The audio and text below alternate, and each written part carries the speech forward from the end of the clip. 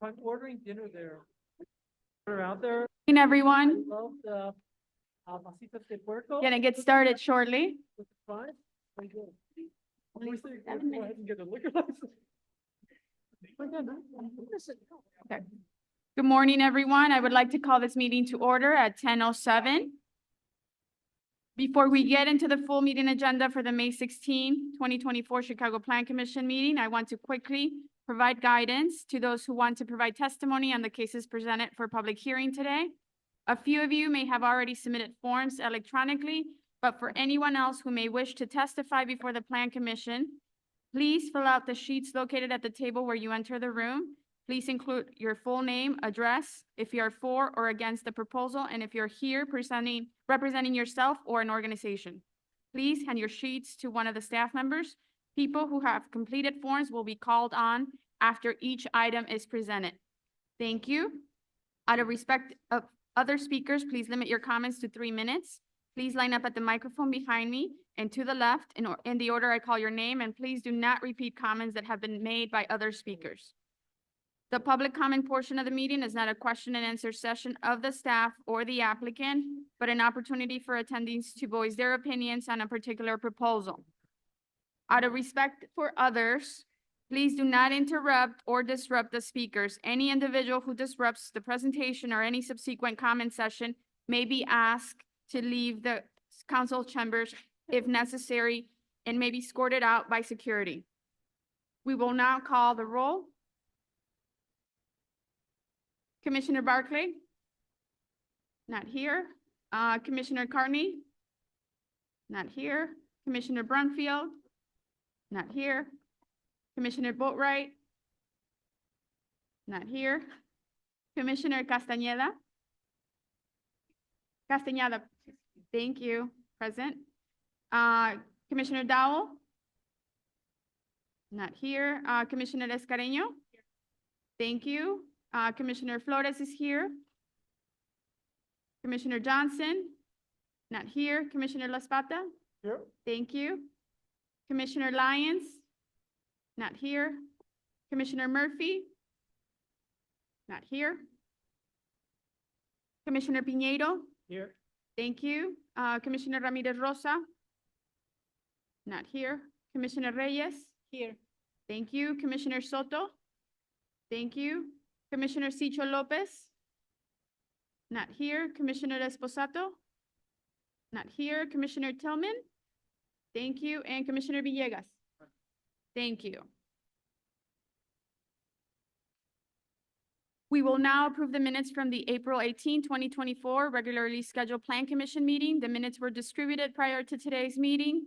Do I have a motion to approve the minutes from the regularly scheduled meeting of the Chicago Plan Commission held on April 18, 2024? So move. Thank you, Commissioner Commissioner Laspata. Second. Second by Commissioner Piñeiro. Roll call vote. Commissioner Castañeda? Thank you. Commissioner Escareño? Thank you. Commissioner Flores is a yes. Commissioner Laspata? Yes? Thank you. Commissioner Piñeiro? Yes. Thank you. Commissioner Reyes?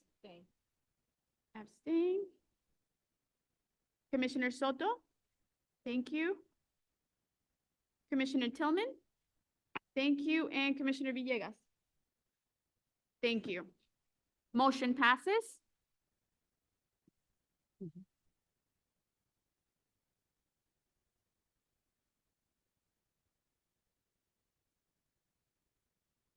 I read them, right? Okay. Please bear with us. We have 3 items for which the applicants have requested deferrals today. All of the items will seek a deferral to a date certain of June 20, 2024. And this will be for the items listed on the agenda today as D1, D4, and D5. The first item seeking a deferral listed as D1, that is a proposed institutional plan development submitted by the applicant, Chicago Transit Authority, for the property generally located at 335-375 North Pulaski Road. The applicant is proposing to rezone the site from PMD-9 into an institutional plan development with a max FAR of 0.47. The applicant proposes to construct a 56-foot tall, three-story building of approximately 140,000 square feet. The buildings will contain general office space, classrooms and training spaces, and a control center. The facility will include 188 surface parking spaces, 18 bicycle parking spaces, and 2 loading spaces. This is item 22283, and it's in the 37th Ward. Do I have a motion to defer this item to a date certain of June 20, 2024? So moved. Thank you, Commissioner Reyes. Do I have a second? Thank you, Commissioner Tillman. Roll call vote. Commissioner Castañeda? Thank you. Commissioner Escareño? Thank you. Commissioner Flores? Yes. Commissioner La Spata? Yes? Thank you. Commissioner Piñero? Yes. Thank you. Commissioner Reyes? Yes. Thank you, Commissioner Soto. Thank you. Commissioner Tillman? Thank you. And Commissioner Villegas? Yes. Thank you. So we will defer this item. We do have a speaker signed up to speak on this item. So we will go ahead and do that today. Joe Houlihan. And this is for the item at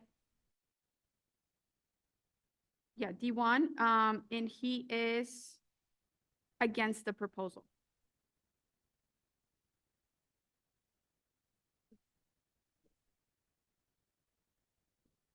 Hello, everyone. My name is Joe Houlihan. I spoke last month on this as well. First of all, I'd like to thank Alderman Rodriguez, who has expressed his disapproval of the way the PD has been proposed and the contents of it. I'm strongly against this proposal. It is wrong in more ways than you can imagine. If you read the Chicago Mag article that came out this morning on the project, it's very well researched and basically addresses every one of these points, from environmental to economic development to preservation. I'd also like to thank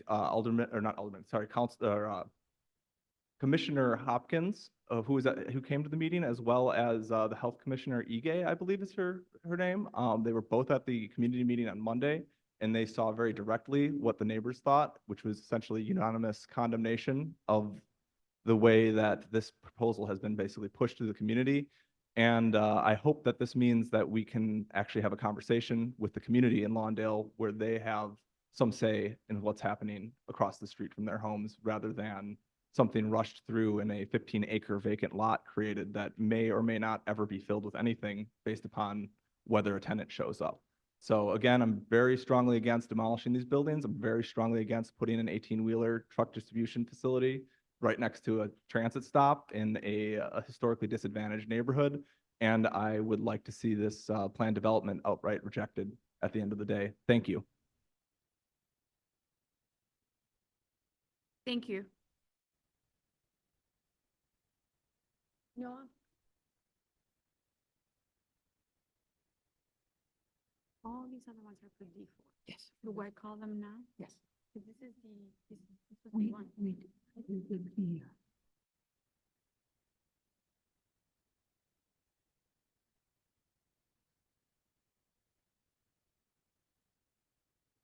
Okay, so we do have more speakers signed up to speak. Mr. Ward Miller, he's against the proposal, followed by Ms. Susan Turner, who's against the proposal. And the fourth speaker is Noah Jones, also against the proposal. Good morning, members of the Plan Commission. I'm Ward Miller. I'm the Richard H. Driehaus Executive Director of the nonprofit organization Preservation Chicago. We are opposed to this development at Ogden and Keeler for so many reasons. We just wanted to first point out that it is one of our Chicago 7 2024 most endangered buildings. These three structures by Alfred Alschuler and F.C. Fletcher, they should be landmarked. We should not be looking at demolishing them. This is an area of North Lawndale that has seen a lot of disinvestment over time, and also a lot of toxins that have been added to the environment.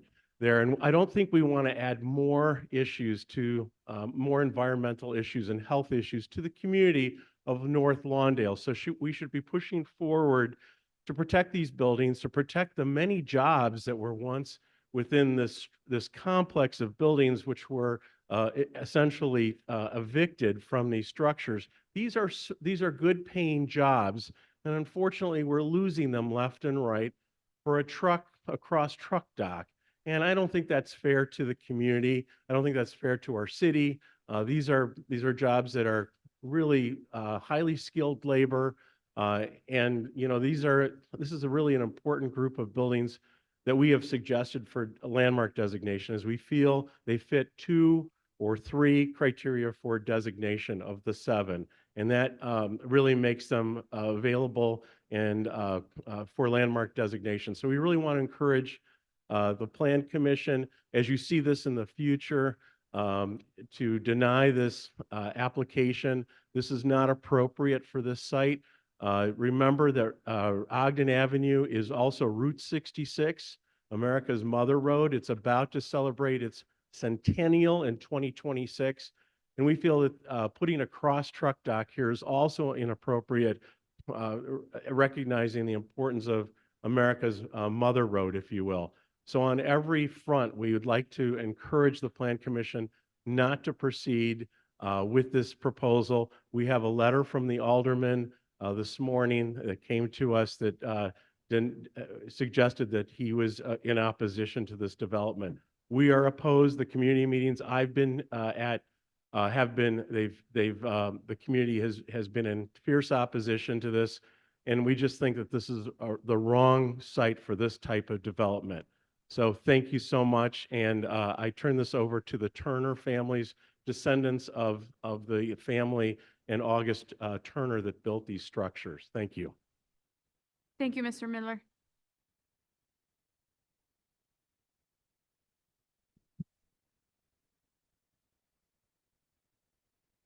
Hello, my name is Susan Turner Jones, and I've flown here from Los Angeles to be present at this meeting, even though IDI has not shown up, as I'm the great-granddaughter of August Turner, who built the Turner Company, and with his famed architect friend, Arthur Alschuler. I'm here to represent 6 generations of my family, including my son who's here and his young grandson who live in Chicago. We are here to demand that IDI halt plans for the demolition of Turner Manufacturing Company, the Ogden Keeler complex of century-old historic buildings, and we urge the Planning Commission to create a landmark designation for these buildings that represent the industrial and immigrant history of Chicago. My first job in 1969 at age 13 was in the Turner Manufacturing Company on Route 66 in the summer of my 13th year. A 3-story red brick building at Ogden and Keeler. There I learned what a long workday could be. But I also enjoyed tremendously being amongst 500 plus employees from diverse communities and diverse backgrounds.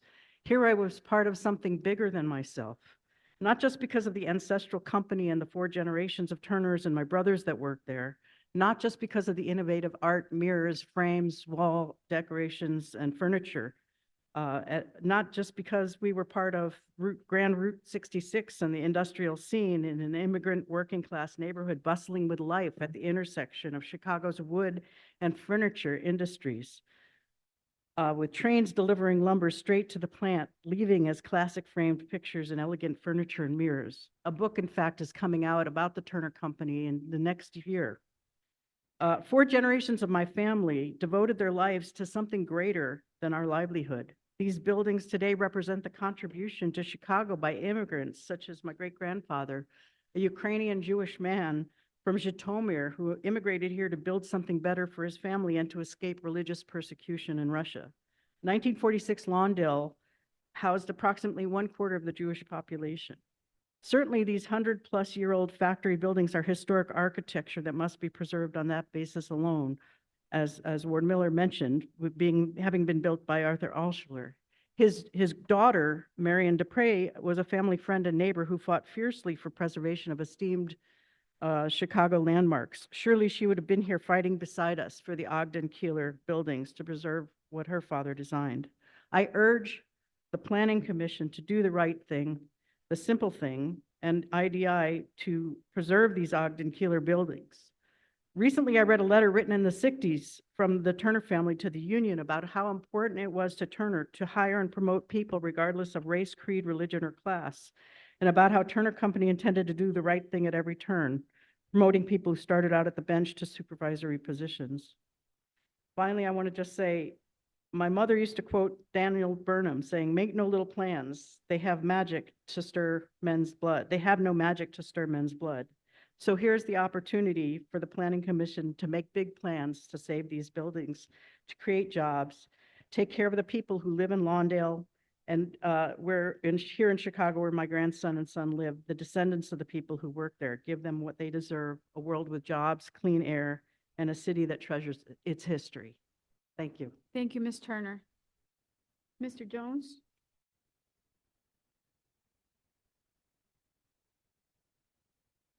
Hi, my name is Noah Jones. I spoke here at the previous meeting last month, and that was my mother, Susan Turner Jones.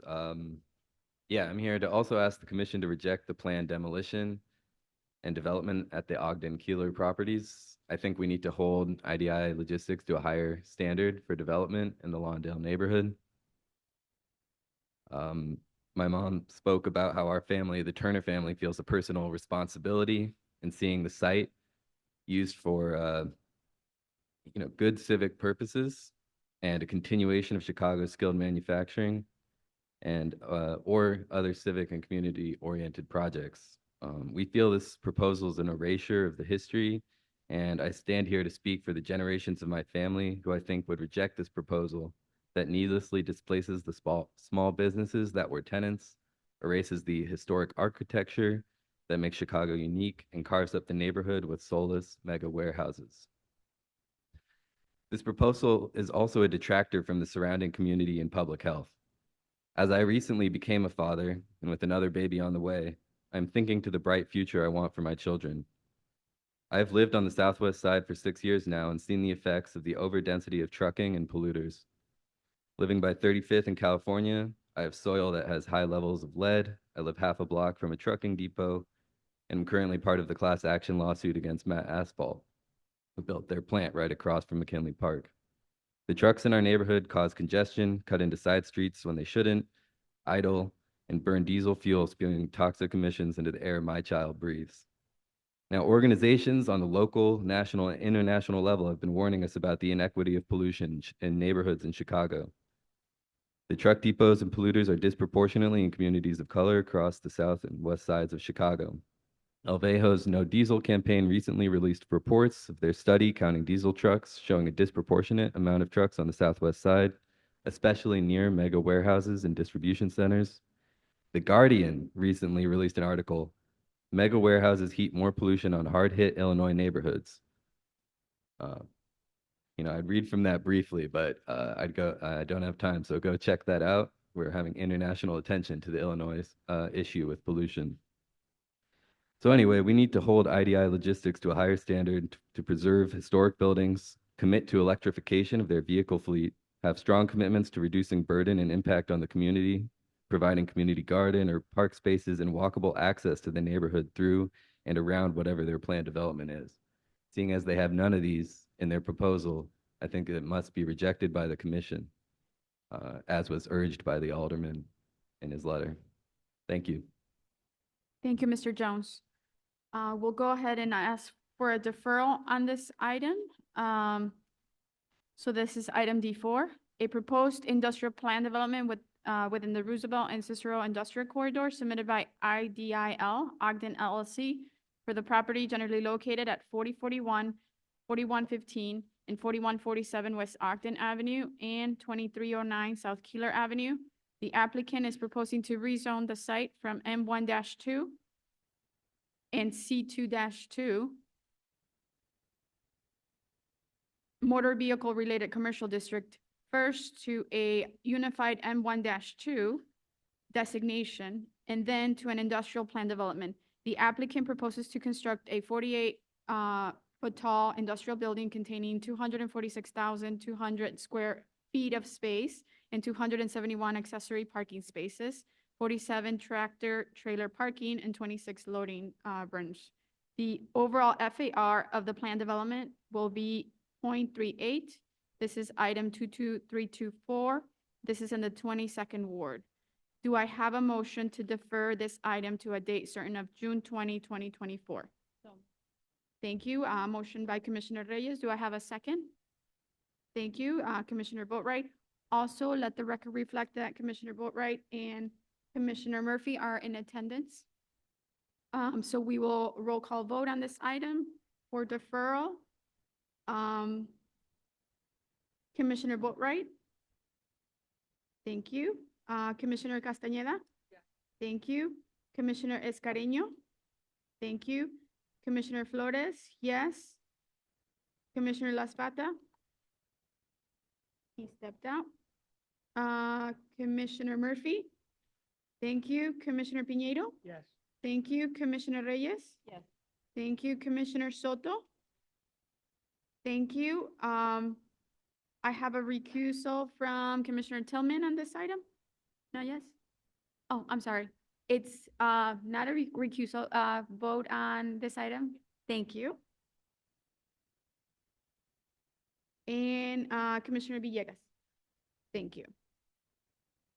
Motion passes. So now we have a speaker signed up to speak on the next item for deferral. This is item D5. And our speaker is Mr. Butler Adams, and he's for the proposal.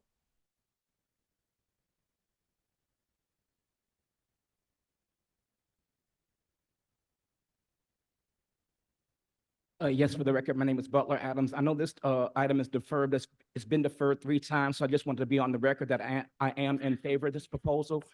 As someone who gives architecture tours on the river and have done so for the past 24 years, this site is very, very important to me because it is right directly along the Chicago River.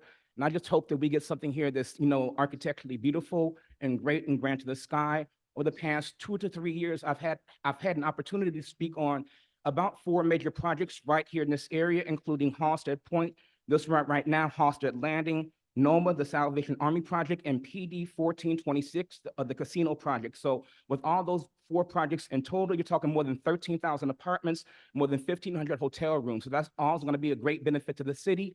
But I am looking forward to this project. And once it is actually here again for the agenda, I will speak again. But again, right now, I am in favor of this proposal. So thanks. Thank you, Mr. Adams. The third item seeking a deferral listed as D5 is a proposed amendment to Waterway Residential Business Plan Development number 1399, submitted by Ani 700 West Chicago LLC for the property generally located at 700 West Chicago Avenue. The applicant requests an amendment to the existing plan development to permit the construction of a multi-building plan development across multiple sub-areas with a maximum height of 650 feet and consisting of 2,451 dwelling units, 1,950 parking spaces, 280 hotel keys, commercial and retail uses with accessory and incidental uses, a 3.1 FAR. Bonus will be taken, and the maximum overall FAR for the plan development will be 8.1. This is item 22229. This is in the 27th ward. Do I have a motion to defer this item to a date certain of June 20, 2024? Motion by Commissioner Piñeiro, second by Commissioner Escareno. Roll call vote. Commissioner Boatright? Thank you. Commissioner Castañeda? Yes. Thank you. Commissioner Escareno? Thank you. Commissioner Flores? Yes. Commissioner Murphy? Yes. Thank you. Commissioner Piñeiro? Yes. Commissioner Reyes? Yes. Thank you. Commissioner Soto? Thank you. Commissioner Tillman? Thank you. And Commissioner Villegas? Thank you. Motion passes. Just a reminder, as we have returned to in-person hearings, we will take public comments for the items on the agenda after each item has been presented. If you have not already done so, and you wish to speak on an item, please complete a testimony slip available at the back of the chamber. Staff members are available to assist if needed and will collect the forms from you. Also, as a reminder, items D1, D4, and D5 on the agenda were just deferred and will not be heard for vote today. Next on the agenda are matters submitted in accordance with the Interagency Planning Referral Act. Do I have a motion to approve items number C1 through C4 listed under the disposition heading and item C5 listed under the ANLAP heading? Do I have a motion? Thank you, Commissioner Boatright. Do I have a second? Thank you, Commissioner Tillman. Roll call vote. Commissioner Boatright, can you confirm? Thank you. Commissioner Castañeda? Yeah. Thank you, Commissioner Escareño. Thank you, Commissioner Flores. Yes. Commissioner Murphy? Thank you. Commissioner Piñeiro? Yes. Thank you, Commissioner Reyes? Yes. Thank you, Commissioner Soto. Thank you, Commissioner Tillman, can you confirm? Thank you, and Commissioner Villegas. Thank you. Motion passes. Now we will move on to the public hearing presentation portion for matters submitted in accordance with the Lake Michigan and Chicago Lakefront Protection Ordinance and/or the Chicago zoning ordinance.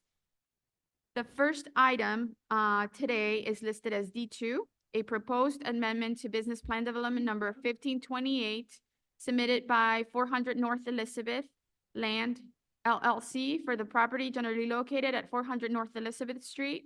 The applicant proposes to rezone the subject property from PD 1528 to the DX7 Downtown Mixed Use District, then to Residential Business Plan Development 1528 as amended to permit the construction of two buildings with a maximum height of 380 feet and combined maximum 724 dwelling units, ground floor commercial retail space, 300 accessory parking spaces, and 724 bicycle parking spaces.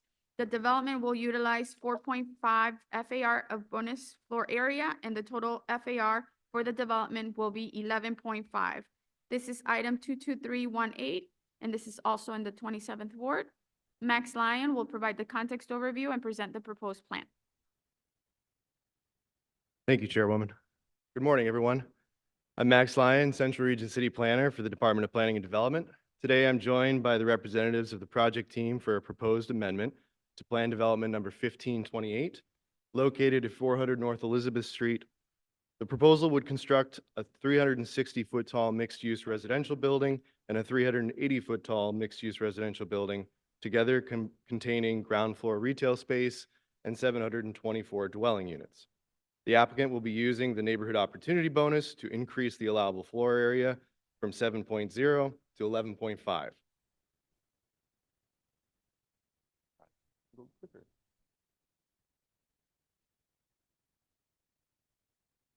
Noah, do I have to point this anywhere? Yeah.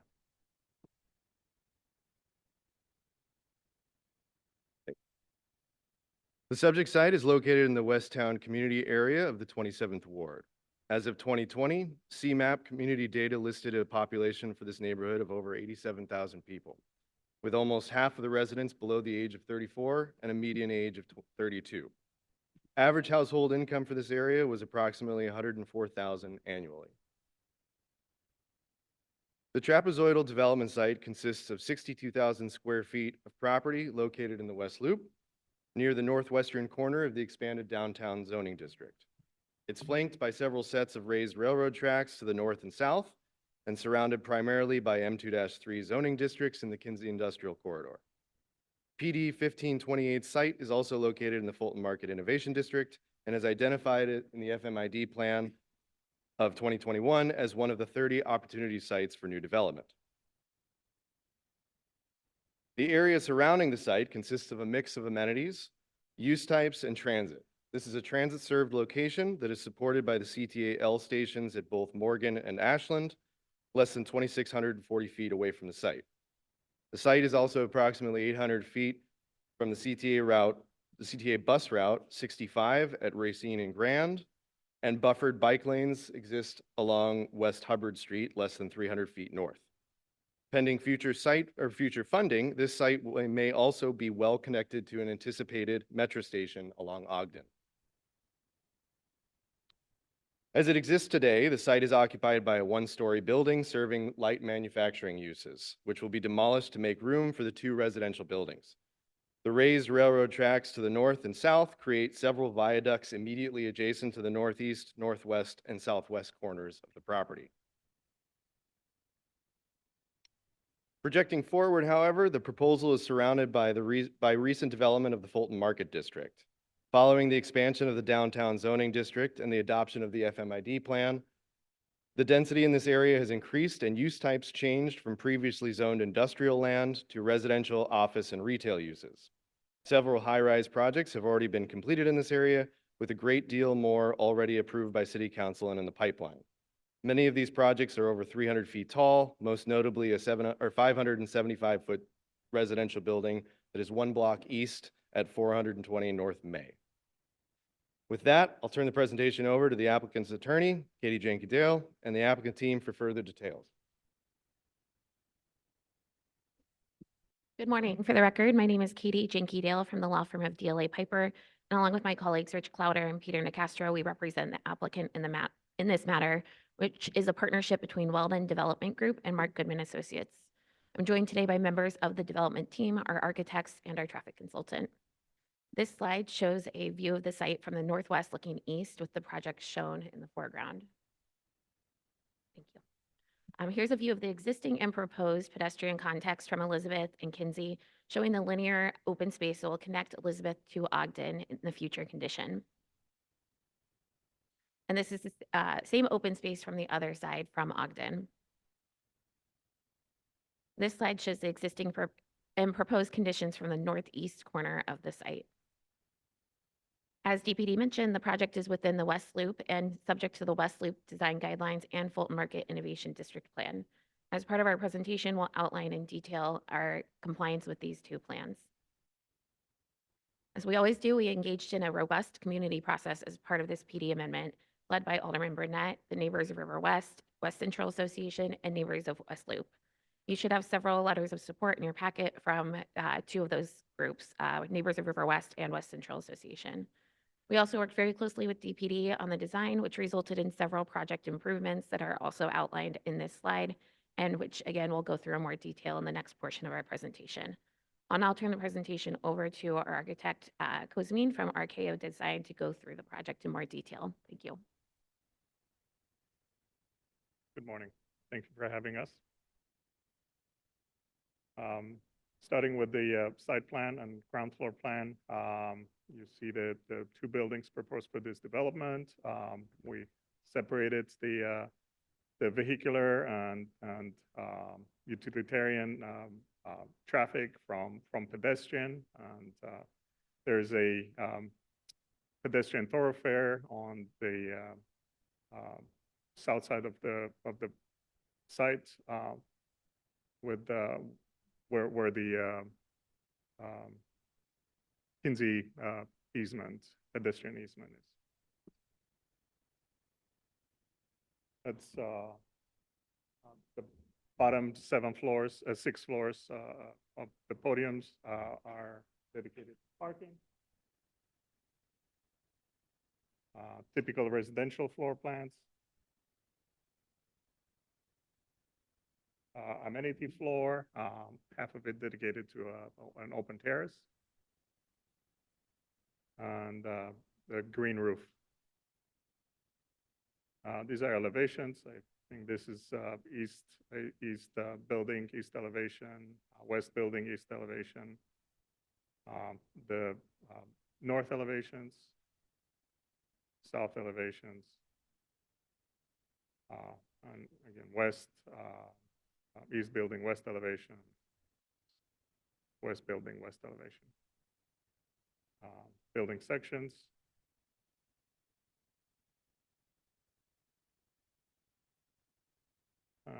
These are enlarged axonometrics of the different facade types. We looked at treating these buildings with different facade types depending on orientation.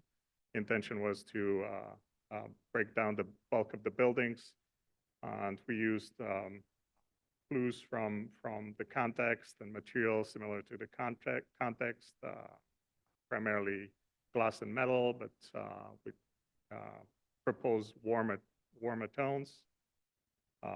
There's a setback on the top of the buildings, so the amenity terraces, so all amenities are on the top of the building. This is the typical midsection dedicated to residential. Again, different glass types depending on orientation, light orientation. Additional articulation on the south facade, again, using warmer tones and accents to add visual interest. The buildings have balconies facing south. On podium portion of the building, we paid close attention to how the building meet the streets at the pedestrian level. There are setbacks and porticos to soften that relationship with the pedestrian area, and offer protected shaded areas for the neighborhood retail. And on top of that, like I mentioned, six floors of parking garage. We took care on the way that is enclosed to add a little bit more visual interest and be more sensitive to the neighborhood. These are overall views of the two buildings, south view, north view, and also a view from the internal green area with south-facing lawn and a berm and trees that screen the drop-off. And street level view from intersection of Kinsey and Elizabeth, showing the linear park / promenade along Kinsey that connects with the other side of the site, Ogden, and hopefully future metro station. A closer view of the same internal courtyard, showing the public rest areas, seating, and a close view of the corner of Elizabeth with a small plaza for neighborhood retail. And this is a view of from Kinsey pedestrian thoroughfare of the West Tower. We're overhanging the pedestrian easement, offering a well-lit but covered and protective area for pedestrians, also activated by neighborhood retail.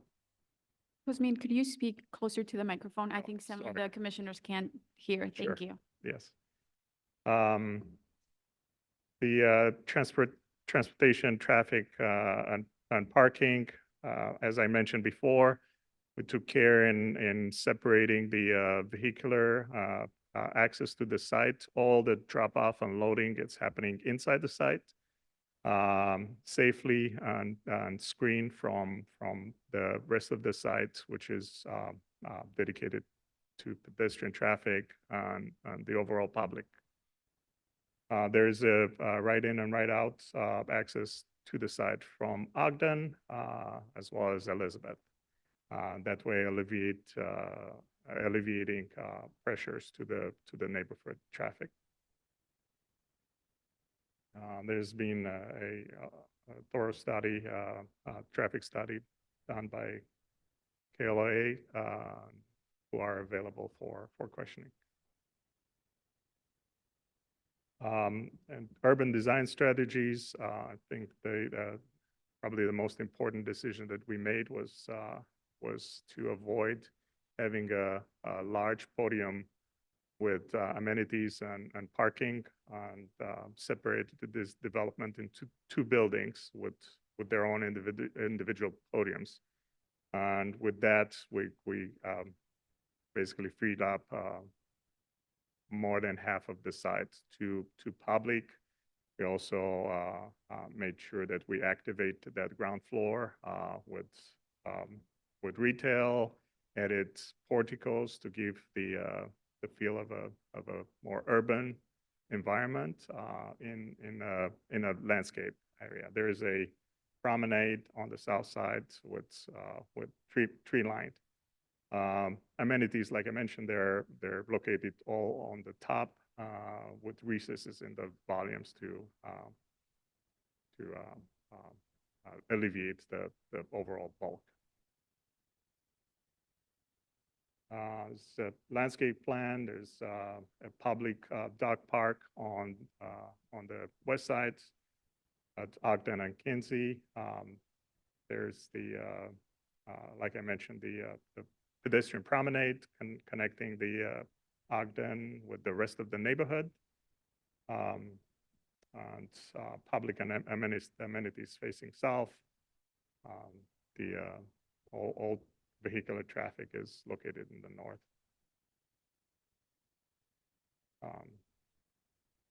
Landscape architect proposed material and landscape features. The building materials palette, again, mostly glass and metal, but we took care in the detailing to have warmer tones and subtle color changes, and treated the different facades, different orientations differently to scale down the buildings. This is the strategy for our sustainable development policy to achieve the required 100 points. But in addition to that, the plan is for using geothermal for both heating and cooling the buildings. As far as we know, we're the first or one of the first high-rise residential high-rises to do that. The storm and water management strategy, there are 3 retention tanks on site, on the ground, 1 for each building and 1 for the site.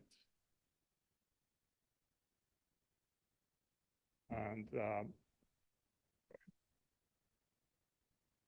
Thanks again. For the record, Katie Jinkydale. Between the 2 buildings, at least 145 affordable units will be provided on site.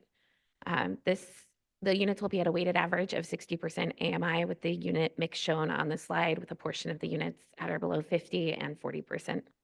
Slide. The project also comes with many community benefits shown on this slide, including significant open space, which will be open to the public and subject to a development easement and maintenance agreement. The $600,000 contribution to a traffic mitigation and neighborhood beautification fund, which is above and beyond the significant neighborhood opportunity fund and industrial corridor conversion funds that come along with this development. With that, I'll turn the presentation back over to DPD, but our team is available for any questions and appreciate your time. Thanks.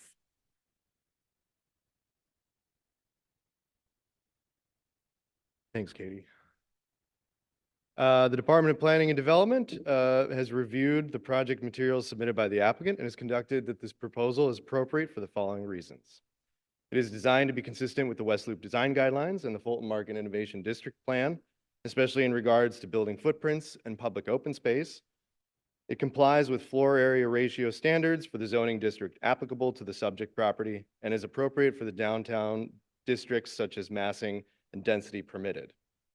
And it promotes safe and efficient access to transit and pedestrian circulation with its bicycle facilities, open space, and multimodal pathway through the site. Additionally, the proposal has received a letter of support from the West Central Association and the neighbors of River West. Based on the foregoing, it is the recommendation of the Department of Planning and Development that this application be for an amendment to Plan Development Number 1528 be approved and the recommendation to the City Council Committee on Zoning, Landmarks, and Buildings be passage recommended. Thank you. Thank you, Max. The following speakers signed up to speak on this item. I'll call their names. Mr. Butler Adams, followed by Ms. Jennifer Ruman. Then we have Michelle Strasburger, who's against the proposal. And lastly, we have Alvaro Roman, who's also against the proposal. Yes, for the record, my name is Butler Adams. I am for this proposal. This is the second time I've had the chance to speak on this address in this venue. The first time was for Life Sciences Building back in late 2021. And now for this project, and there were 2 community meetings on this particular proposal.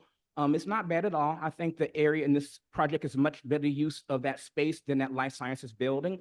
One thing that I would say is that I hope that the floor plates in this building for the parking podium, I hope they're being built flat so that possibly in the future, if parking needs aren't needed for as much parking as planned for this building, that maybe those floors can be converted to additional residential space. I don't know if an ordinance is needed for that, but I do hope that the floor plates in the parking garage are built flat so that they could be converted in the future.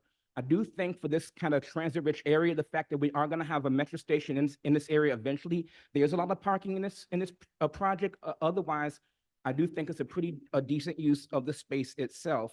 And I'll also say if Sterling Bay is in the room, this is kind of how you do podiums. A lot of your buildings, not you all, but Sterling Bay has huge podiums. You all have done a much better job at creating a much smaller basis for the building to allow for more green space at the bottom. So otherwise, I do think I'm in favor of this proposal. Thanks. Thank you, Mr. Adams.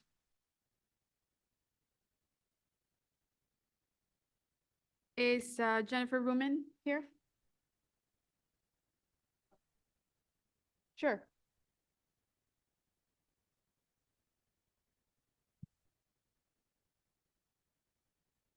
Hi, I'm Michelle Strasburger. I reside at 1230 West Hubbard Street and also own the property at 1228 West Hubbard Street. I've been residing there since 1991 and actually lived on Fulton Market from 87 to 91. So I've been in the neighborhood for a long time. My main objection to this proposed project is the request to upzone to a DX7 with an additional FAR of 11.5, which would be nearly 400% more square footage than the property's historic C33 zoning. Nothing was ever presented to conform to the already upzoned DX5 with an additional FAR of 8.1, which as it stands is 300% more square footage than the original C33 zone property, which took 3 years to get approved with the community at that time. There is no upside or additional value to the existing surrounding residential properties and community with an additional upzoning. So I heard it mentioned that it was in keeping with like downtown district and manufacturing zones. It is surrounded by residential zoning, except for the Elizabeth building, which is still an M zone because they grandfathered in. So anyways, also there are quite a few design flaws. The unique shape and location of the property was not fully considered. It will be the main star of the farthest west end, defining the newly extended downtown district when entering from the west off of Ogden or historic Route 66. Should you really entrust this team who has no residential high-rise experience, or at least nothing shown on their website or social media? The current design of the building was also originally proposed for another site on Racine and Fulton as a one tower, but it was not approved. The towers have no street-level design appeal with over 75 feet of semi-enclosed parking garage facade around the base of both towers with no underground parking taken into consideration. Due to the orientation of the towers, the east side windows of the west tower units will be looking directly into the west side windows of the east tower units. Some units are also currently designed with no windows in the interior bedrooms, only borrowed light from an adjacent room. Please consider designing a single taller tower to conform to the current DX5 with FAR 8.1 zoning and a more unique shaped tower with more publicly accessible green space at ground level. In closing, our group does not support the project that is now, as it is now presented, and request this upzoning not be approved. Thank you for all your time and consideration.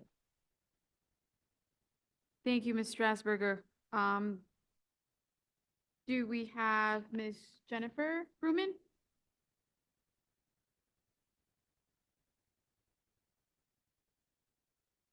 Okay. Thank you all for giving us this moment to talk. Thank you to the Planning Commission to hear us out. My name is Alvaro Romero, and I'm the president of 416 North Ada Condo Association. And I'm here to represent all the condo association presidents west of Ogden of this project, immediately affected by this project. We are concerned citizens and property owners that are directly impacted by this project that has been proposed at 400 Elizabeth. The current project, as you know, is a 2 residential tower development. 3 years ago, the same developers proposed a life science building, but for some reason, it failed, thus the pivot. The developer is now asking to increase the zoning, which is nearly 400% of what it originally was. Once again, we have concerns about the lack of transparency from the Weldon Development Group. The lack of notice for each community meeting has been clumsy and arrogant. In fact, first meeting, a lot of the media didn't work. The lack of timely notice, 2 days, mostly feels by design, confused and disorganizes, but gives the developer an advantage to check all the boxes. The development itself is dull. Although there is green space incorporated, it is uninviting to anybody west of Ogden. It is also privately managed. I especially draw attention to the West Tower and how it encroaches onto an annexed Kinsey Street. The terrace, what it seems like, is only 8 feet away from a viaduct wall. Sorry, guys. The above public parking is about 300 vehicles is 6 feet high, which also is in basically level with the rest of the residents. 6 stories high, excuse me. I respectfully ask the Chicago Planning Department to critically scrutinize this proposed project and the request for increased zoning. This is the wrong site for this development. Thank you all. Thank you, Mr. Romero. So, Ms. Jennifer?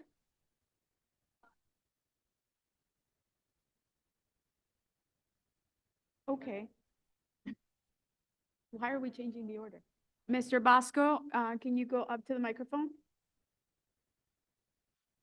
What is going on? Keep calling her name 4 times. Yeah, I mean, 4 times. My name is John Bosca, Neighbors of River West. I've been part of Neighbors of River West now for 3 decades. I think on file, you have a letter.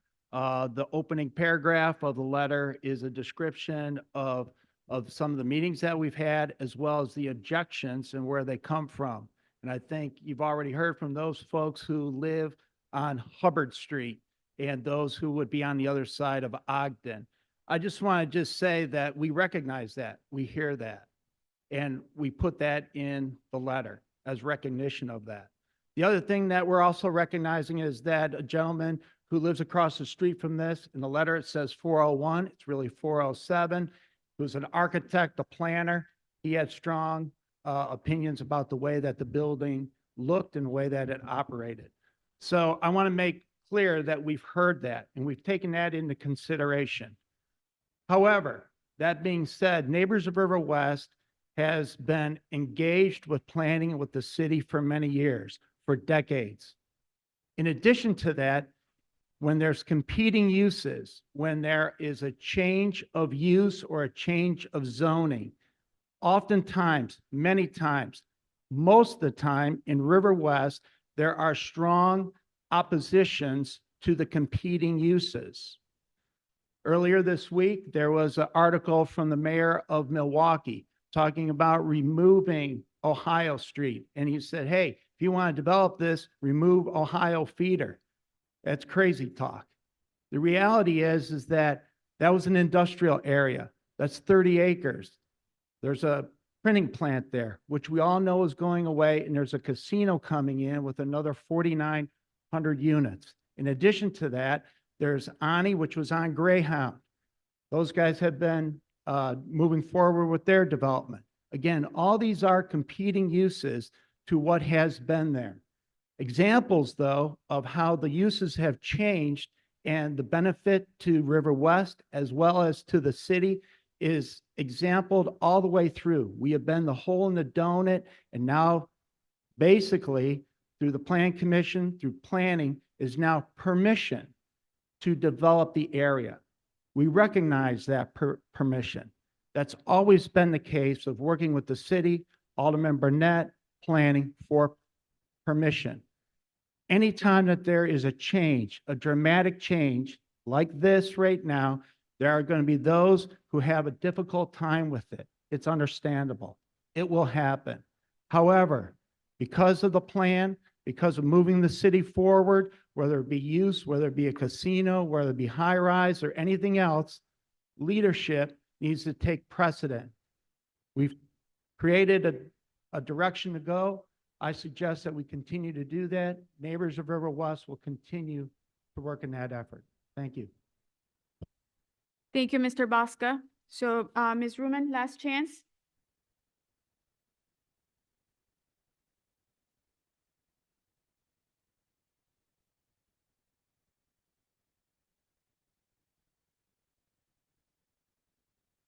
Good morning. My name is Jennifer Ruman, 14-year resident, owner of 1224 West Hubbard Street, where I'm also the HOA president.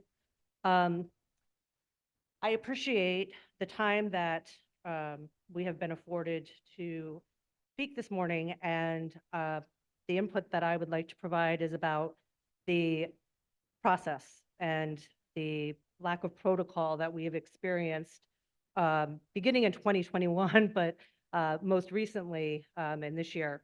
Public review and input is part of Chicago's plan development process, but the development team has woefully engaged and ignored adjacent property owners and others that are directly impacted by this project. With the exception of the initial 2023 notice letter sent to the property owners within 250 feet of the project, the 407 North Elizabeth Building's HOA president and board have never been directly contacted or engaged, nor have any other HOAs in the community.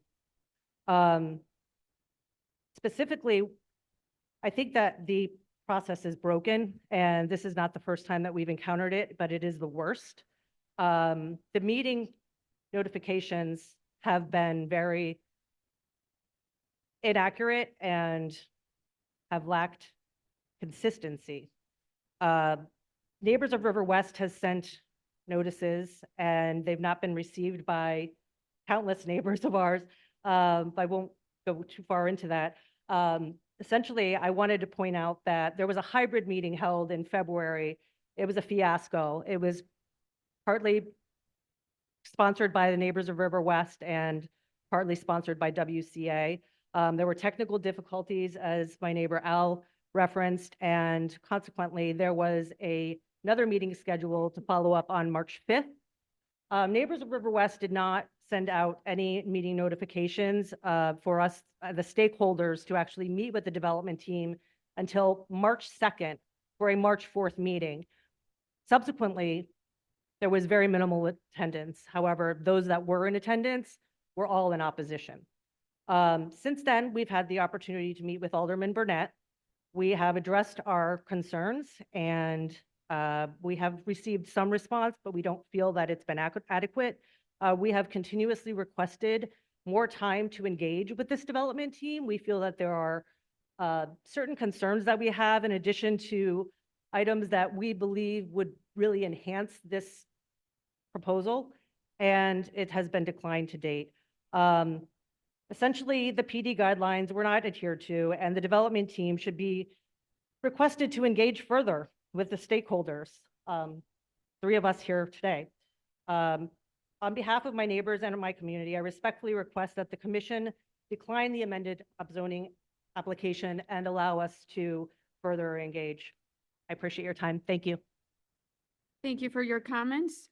Do the commissioners have any questions of the staff or the applicant?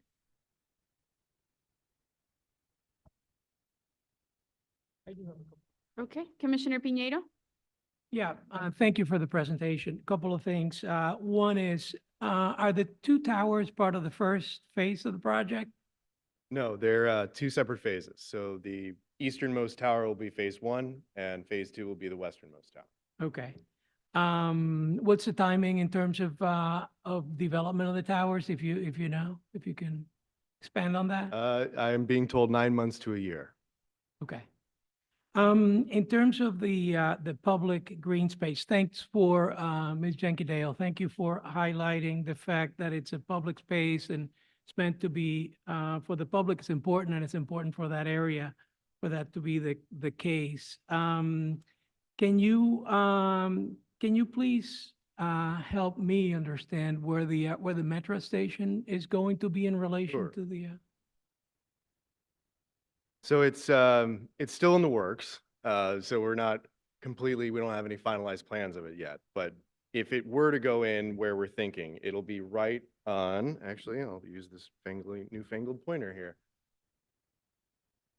Or I won't. It's the westernmost side of Ogden. So it's in that, there's a little triangle just off screen here, just over the street, west of Ogden, west of the site. There's a triangle of land that's squeezed in between these two converging railroad tracks, and that's where the station would go. They're better. Is that, Ah, okay. Thank you. All right, yeah, thank you. Is that, and what stage is that in terms of is that approved? Is that in the process of being? I'll No, Noah? turn it over to. Well, Noah Safranik, Department of Planning and Development. So Metro is in the process of planning for and acquiring land, assembling land. It's in the preliminary stages, so this is not something that's going to happen immediately, but it's a plan for the future. And they would have access to Ogden, and that's the purpose that we worked with this team to create the walkthrough path on the south end of the building. So people from Fulton Market would be able to cross unimpeded to Ogden to get to the Metro station, but it's very preliminary stages. very good. Thank you. Commissioner Escareno? Well, it's just more on the community engagement. I did see the page where there's ample community engagement. I just want to make sure that the threshold and that this is consistent with projects of this size. Certainly hearing the community here today, it does look like there have been regular meetings happening. So just on the threshold and what is considered appropriate for this type of development. Sure, it's typical, Noah Safranik again, it's typical for all these projects to have at least one community-wide meeting for everyone to come together and discuss and issue comments that the department then considers in our review of these projects, along with the alderman and his local community groups. And that did happen here. The legal requirements for notification and public meeting are this body here, and then city, the Committee on Zoning and Standards to follow this, and then also city council. I'll let the alderman in his comments speak to a little bit about the community process that he has for his work, but it has been met at all turns of the time here. Sure, and then maybe just one question for somebody on the panel here is, in terms of just how you've engaged community and where you've provided feedback in your development from comments that maybe you've heard throughout the various meetings or conversations, and Turn that and over where to you've made the that applicant's improvement. attorney. Thank you. For the record, Katie Jenkins-Dale. So we've worked extensively with the community groups that we typically go to in this community, which are West Central Association, Neighbors of River West, and Neighbors of West Loop. They each have development committees, and usually we meet with each one once before the community-wide meeting. We actually went back to WCA twice, and met with Neighbors of River West a couple times, as well as some stakeholder groups that they pulled together. In addition to that, my phone number goes out on all of those mailed notices, and every single call I got, I passed along appropriately to the development team, depending on what the question was, if I could answer it. But if it was more design related, I definitely handed those off.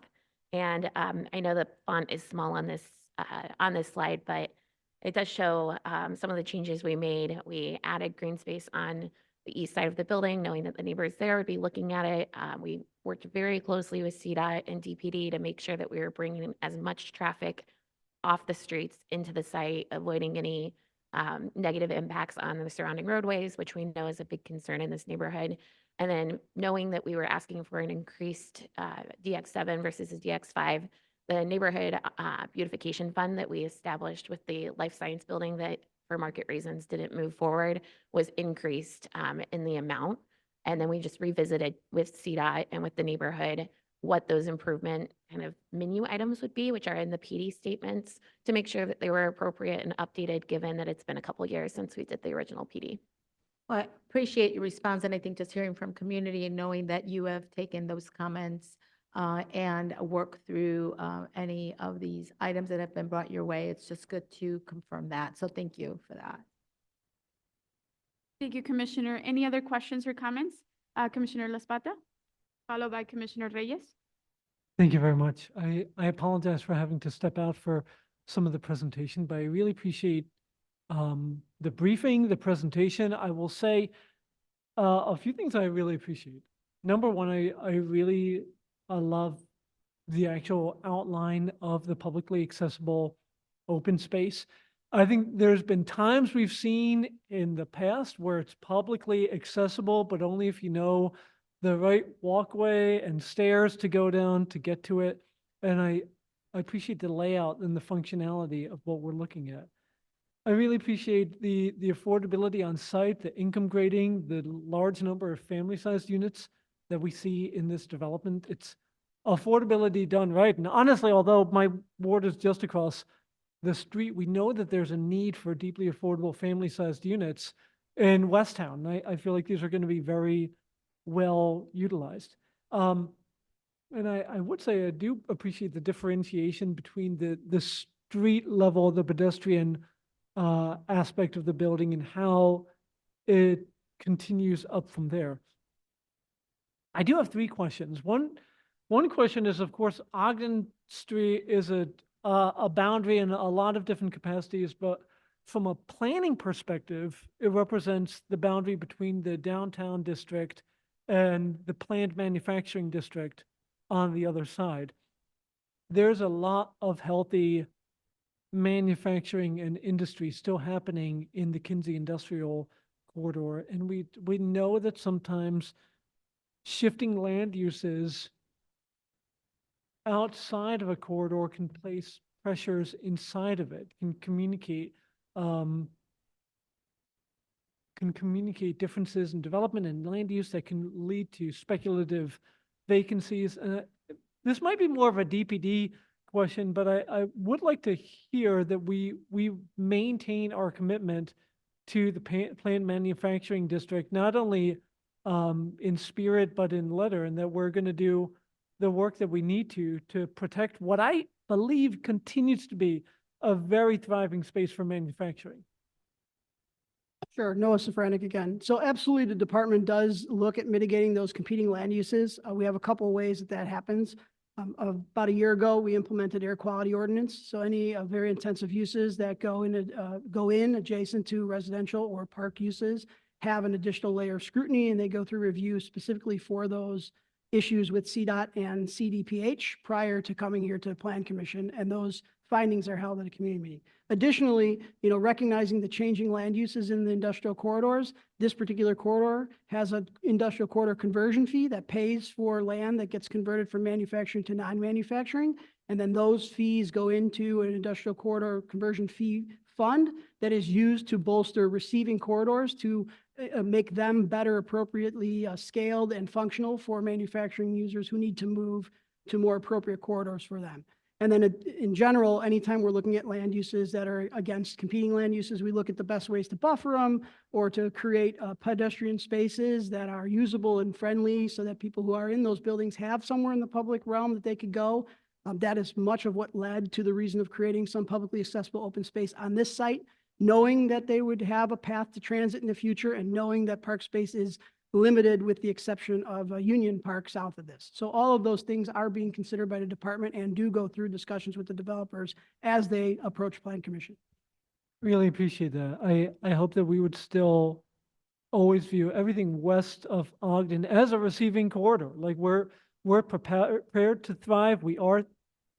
Just let me clarify for the record. Unfortunately, Kinsey is not one of the receiving corridors because it is undergoing a very large transition in land uses. So Kinsey and North Branch were not deemed receiving corridors as part of this because the land use study showed that the types of industrial manufacturing are no longer happening in those corridors. So the land uses that are west of here are primarily are logistically related or are less manufactured. They're not really actually building anything in many of those locations. There are some artisanal, low-scale manufacturing, but the land use plans have changed. We have a whole Kinsey corridor plan that's on the website that went through this land use study that resulted in the stuff east of Ogden being changed back to this allowance for downtown zoning. There have been discussions many, many times over the last 5 years about this triangle between, I think it's Paulina and Ogden, about what happens there because that's kind of a knuckle that is the wedge between downtown zoning and true manufacturing. And so it is not set up as a receiving corridor under this, but it's nonetheless, the department still reviews the presence of conflicts when they arise in this general area. I appreciate it. I've been here for some of those conversations and some of those ordinances. I stand here to say, like, I really believe in the land uses west of Ogden being maintained as those land. I mean, we just saw someone sign a huge lease for a property at Ashland and Hubbard. I don't want to belabor the point. I just want to add one other thing, just sorry, Alderman and Commissioner. We do work closely with ICNIC, Industrial Council Northeast Illinois there. I They're see, the I see. leading, they're the group for the manufacturers there, and they are always in the conversations with the department when we talk about that area, as well as Alderman Burnett, who's been integrally involved in those discussions with the department over the last decade. I believe it. It's I speak in solidarity with them, is what I would say. 2 points more specific to the development, and I missed the piece, and again, I will profusely apologize. But when we were talking about traffic impact, transportation uses,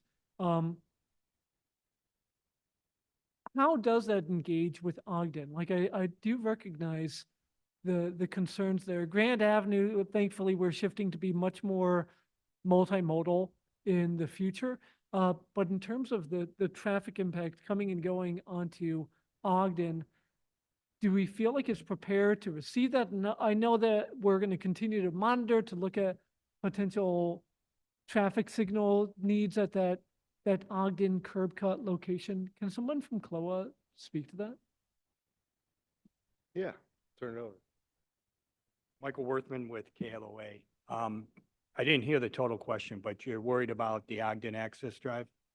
Do we feel like the existing infrastructure is sufficient for the transportation impact that we're putting on site? And if not, do you have recommendations for infrastructure adjustments that might need to be made? Yes, couple points. First of all, one of the aspect of the development that really helps the traffic flow is the fact that we got that interior court. So we have an access drive on Elizabeth and one on Ogden, but it's bringing all that traffic internally. So all the pickup and drop off, all the access to the parking garage, all of the loading will happen on site and won't be happening on the public streets. So that really helps to reduce congestion in the area. In addition, we're looking at putting some improvements at Hubbard and Ogden at that signalized intersection, upgrading it, putting a left turn lane in, those sort of things. In addition, what we've talked about many times, which is a significant improvement, is that pedestrian way that will be provided on the south side of the street. We're also funding the transportation fund.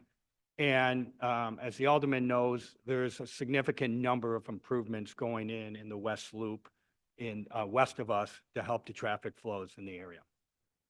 I appreciate it. No Thank problem. you, sir. And as you, one last, as you yeah. could see in the presentation, the amount of people that are actually driving in the West Loop, it keeps on falling. I think the stat was 40% drive to work, so 60% of the people are using alternative modes of transportation, which was really helping reduce the amount of traffic that we generate. Well, like at once, I think that's very true, but then I make these statements in anticipation of a lot of the planned developments that we've approved in the last year, and they're all great developments, but thinking about the cumulative impact of them is going to have a cumulative Right. traffic impact as well. And that's kind of where my words are coming out. Totally understand. So I appreciate that. The last point, nothing to Thank do you. with KLOA.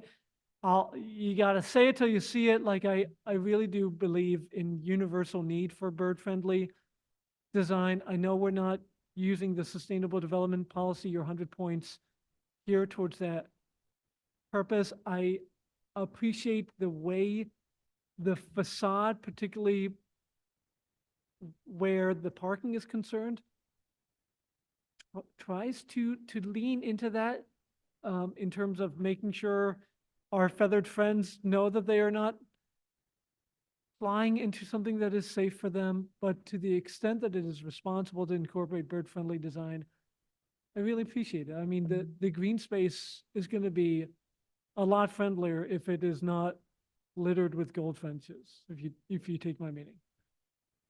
Alderman, real quick for the record, I just want to correct something. The area west of Ogden that remains in the Kinsey corridor is eligible as a receiving corridor. Just the area east that was removed is no longer eligible. That West is of Ogden a is zone. super helpful clarification. Makes you- Very helpful clarification. Thank you, Noah.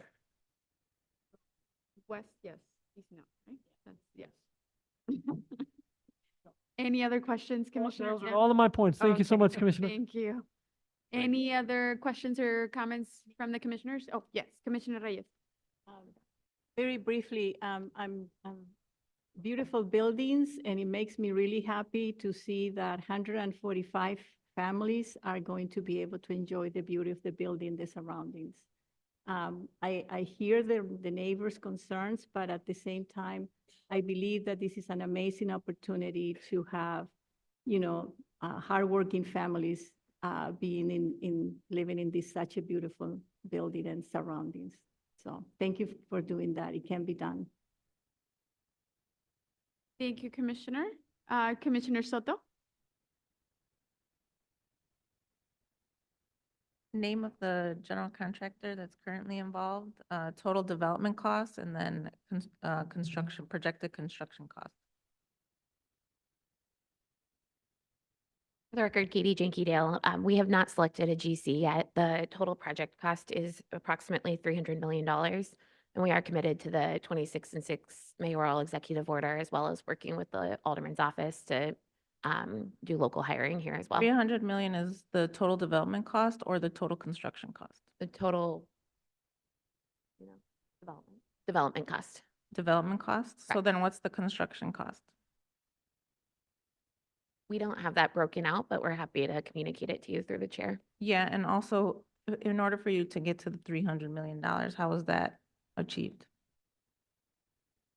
So, and I know that this was addressed in the public comment, but Weldon Development Group is actually a group that has been developing multifamily in Chicago for a very long time, just at other companies.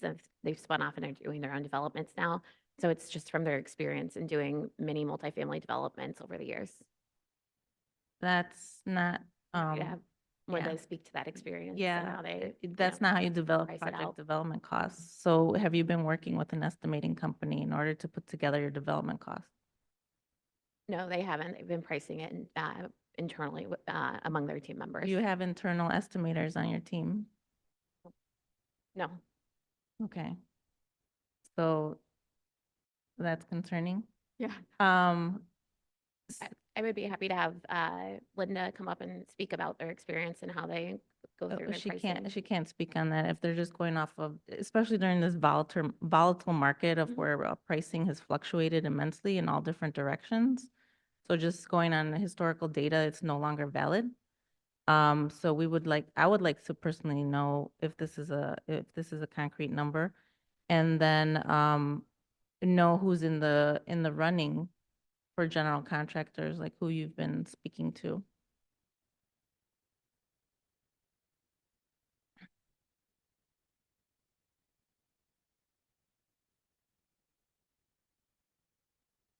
Would you like to come up and speak or?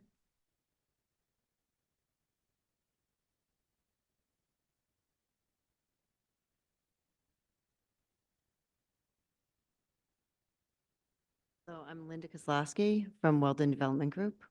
We do have some conversations going on right now with the minority contracting group that we're hoping to work with. We've gotten some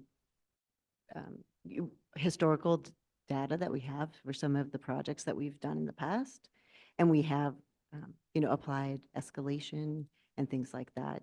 But we don't have, a concrete construction cost at this time.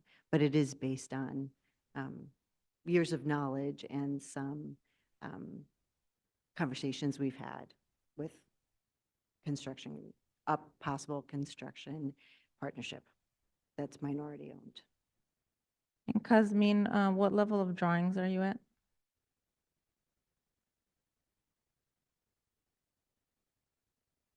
Hi, this is Cosmin Burgitoro with Archeo Design Studio. We're in design development. You're in DDs now? Yes. Okay, thank you. Yeah, Commissioner Boatright? As part of your process, you would have reached out to all the assist agencies, which include MBE, WBE, and DB organizations to make them aware of this scale project, correct? Absolutely. Okay. Certified letters have Certified gone out. letters. Okay, so the outreach is underway, although you haven't selected a GC yet, but there's a commitment to go to meet or exceed the 26.6 and 50% city residency, correct? Absolutely. Thank you. Any other questions or comments from the commissioners? And let the record reflect that Commissioner Carney is in attendance. Alderman Burnett, would you like to make a statement on this item? If I have to, We're all waiting for it. okay. Thank you very much, Commissioners. Appreciate all of your patience, and all of your input. So first of all, I want to thank Alderman Laspada for his comments. We do share this area.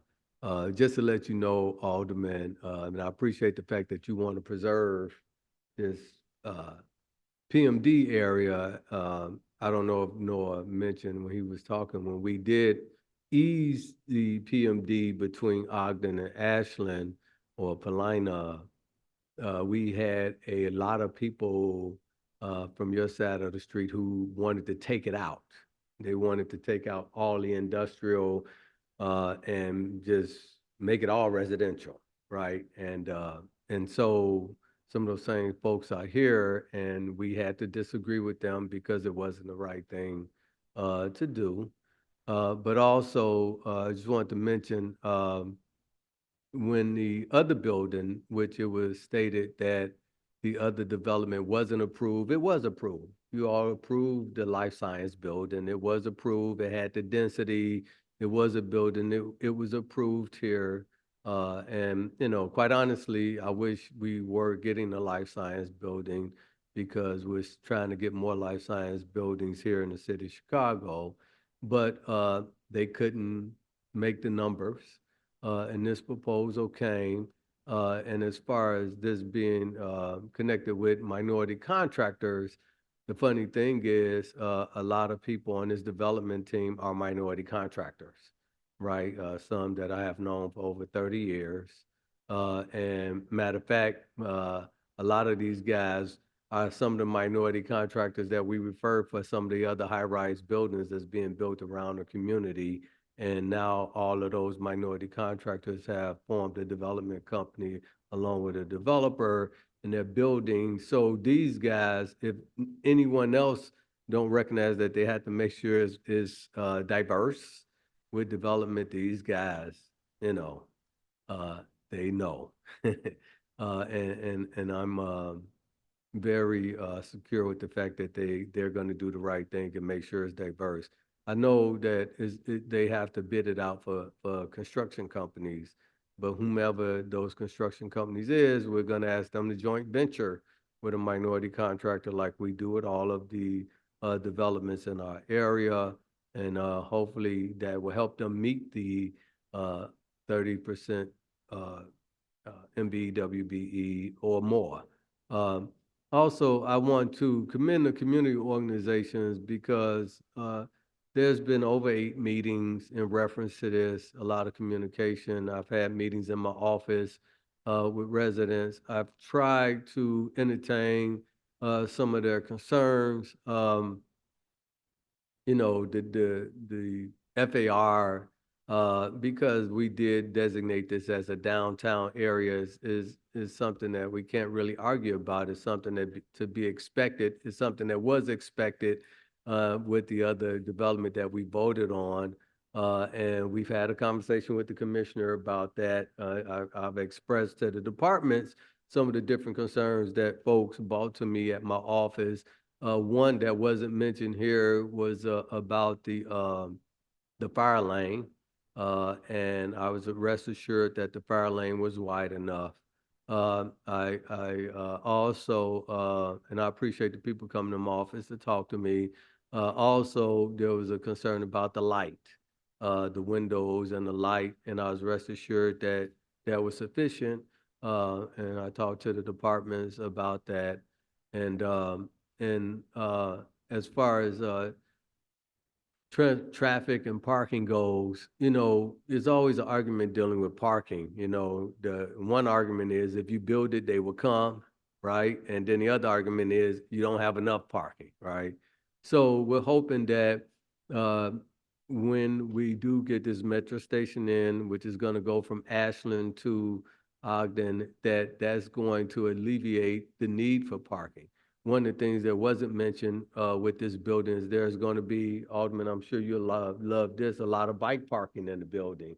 So if you were to move there, it'd be, you know, sufficient for you. You guys do the first one? Well, maybe 10 years from now when the map change again. But anyway, there's going to be a lot of bike parking in this building.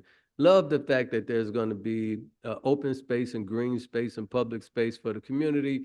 I don't know if you all ever been over here, but this has been industrial for a long time. You know, the other building where across the street was one of the first buildings built over there that's zone manufacturing. Years ago, it was first residential building, and then the building behind it that goes to Racine. And they sort of been on an island for many years. And across the street where this development is going to be built, it's a dead spot. I mean, it's like very, you know, almost an unsafe spot if you go over toward Ogden. I know there's fences up there now, but it's kind of dead, and this would bring some life to that area. It'll bring some beautiful amenity spaces. It'll bring the amenity with the restaurant and the green space and also the walkway. It'll really make this an interest into this DX area where we're going to have it at and connect with that train station and have an effect on everything else around there. You know, this development is really kind of blocked off by the train tracks on both sides, by the train tracks on Hubbard, by the train tracks on Ogden, by the train tracks a little west of there. It kind of blocks it off. And as far as people really noticing it, who's below those train tracks, it's kind of hard to see. But this will bring the density that we need in this community to continue to get the beautiful amenities that we're getting, not just over in the Fulton Market, but also over on Grand Avenue, over in these areas. And the relief that we gave west of Ogden we didn't relieve it for residential, but we did relieve it for commercial spaces.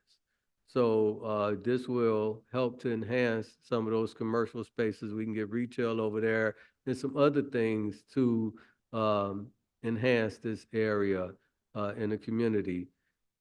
The affordable housing, of course, is a great thing. I don't think you can get an apartment over here, quite honestly, for less than almost $2,000 or maybe $3,000. It's very expensive over here, or less than $3 per square feet, I should say.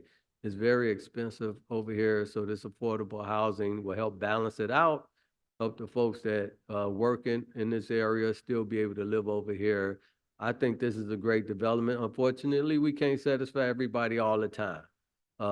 And, you know, it grows on you. You get, you know, you kind of deal with it. But hopefully in the future, this will enhance their way of life, and then they're appreciated in the future. So with that, I ask for the body for your support. I appreciate the commissioner questions about the contractors and the developments and all of those things.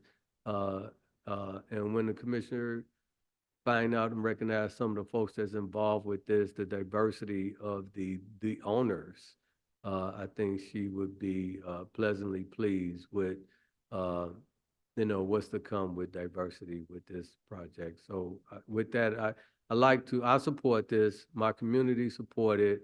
There's been several community meetings in reference to it. And of course, like at every community meeting, everybody's not happy, but for the most part, I haven't heard opposition from the majority of the people in the community. So I ask for the commissioner's support also. Thank you very much.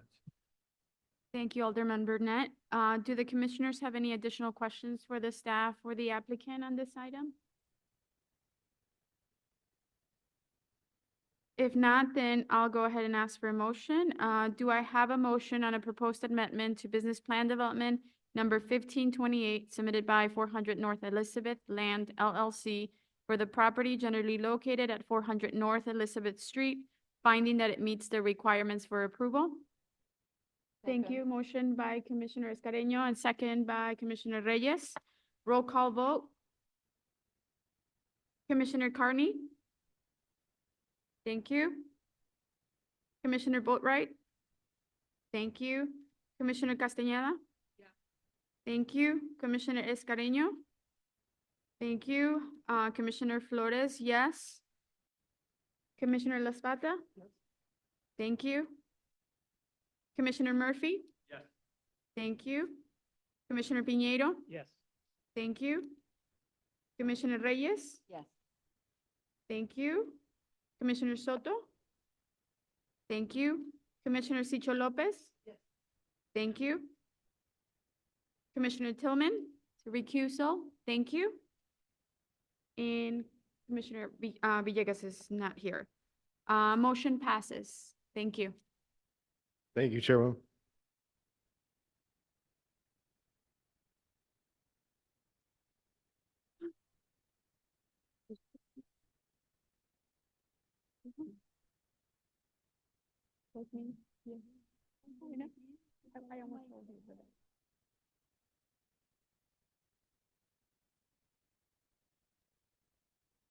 The agenda today is listed as D3.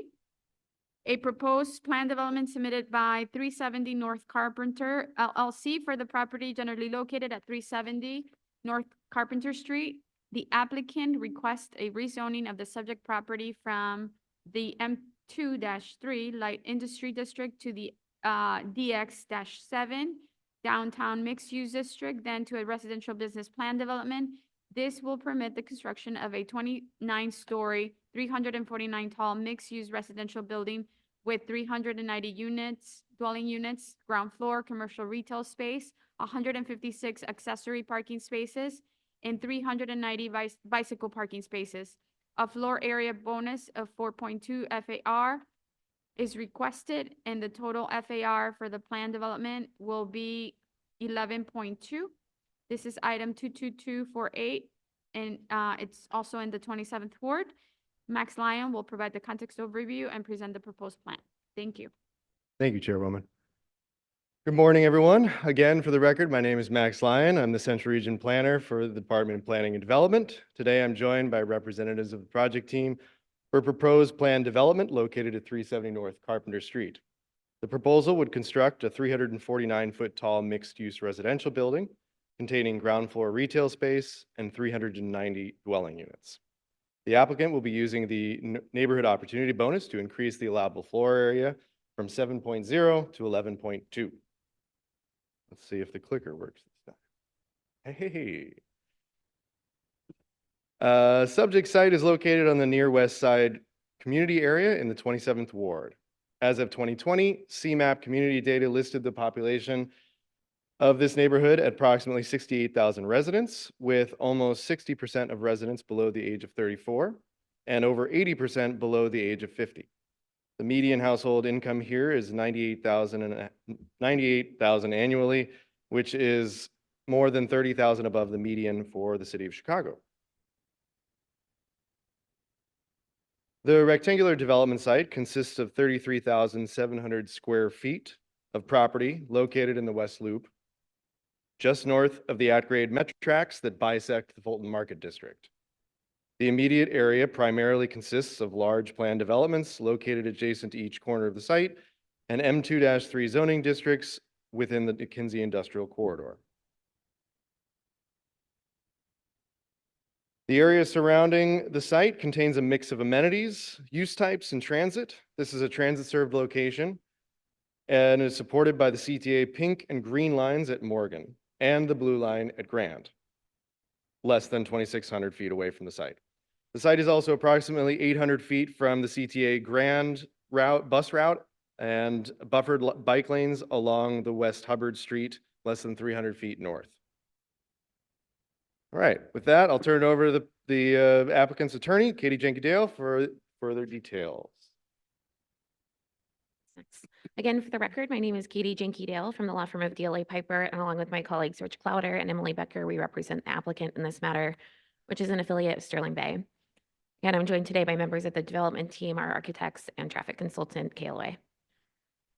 As we do in the 27th Ward and Fulton Market, we worked with Alderman Burnett, and on this one, the West Central Association and neighbors of West Loop on this project since initiating the process in late 2023. The process overall is outlined on this slide. Now I'm going to turn the presentation over to Aaron Shute from HPA to go over the project details. Thank you. Thank you, Katie. As mentioned, my name is Erin Troop, and I am a principal at Hartford Plunkard Architecture. I am pleased to present our proposed mixed-use plan development to you today. In respect of your time, I will be clipping quite briskly through the slides and allowing for time for questions at the end. Thank you. So we'll jump into the site context. Here's the proposed building with the existing architecture, developments underway, and previously approved developments in the area. This is the view from the northeast. And this is the view from the southeast.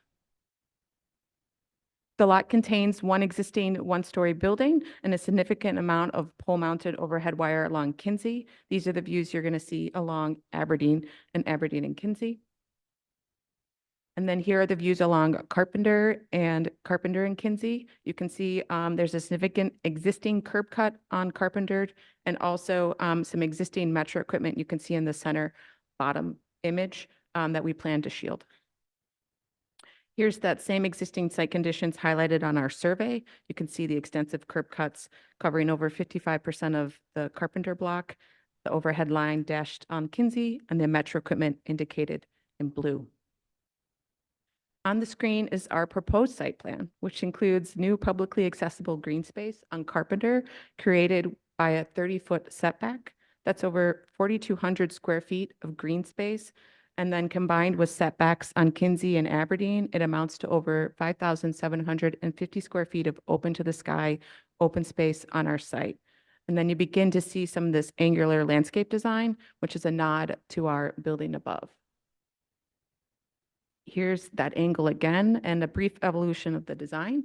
We drew our inspiration from our location along the tracks, particularly the area just east of our site, where the tracks start to switch directions and head into downtown. You can see how this evolved in the massing and then brought down to the lower parking floors with an angled step on Kinsey. And then as you saw on the site plan in the details of the landscape on grade. The grand reveal, the photorealistic renderings. On the right, you're going to see the Kinsey elevation. And then on the left, you'll see the angled view of Carpenter and Kinsey.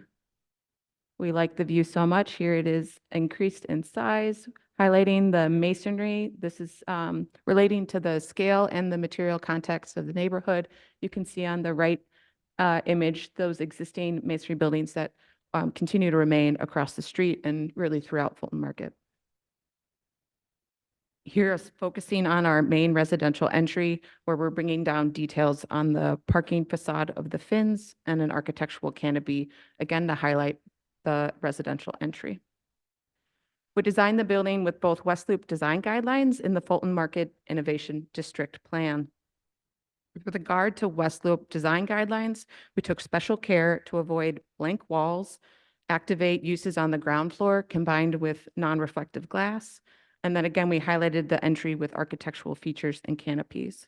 With regard to FMID, we provided mixed use, retail and residential on the ground floor, and the open space along Carpenter with a priority to the pedestrian experience and multimodal transportation opportunities. We continue these themes along in the Chicago zoning ordinance and these subsidiaries, avoiding the blank walls, highlighting our entrances, and then really focusing on prioritizing the pedestrian experience.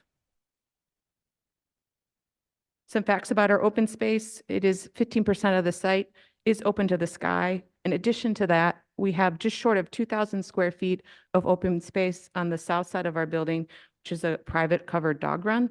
And then we are including 13 new trees on our site proper and 3 added trees to the parkway with a total of 5. For our material palette, we're utilizing a dark masonry on the podium, the base, and then mirroring that with some storefront glass and a stone base on the ground floor, and then complementing that masonry with 2 tones of metal as we go up the building. To touch on the base, middle, and top of the building, here is that rendering again, showcasing the residential canopy, the 2-tone metals, and the 2-tone masonry. As you go up the building, we reuse the 2-tone metal to create a shadowed effect on our running bond patterning up the exterior wall. And my favorite detail of the building, where the running bond sort of evaporates, creating the crown of the building. It sits at 28 stories and 339 feet tall. You can see again that running bond pattern in these elevations, north and east, and south and west. This being the south side along the Metro tracks and the west side where we show the loading and the parking ingress and egress. A brief section of the building, yellow being residential, purple amenity, blue being parking, and that salmon color being our retail with mechanical and gray on the top and bottom.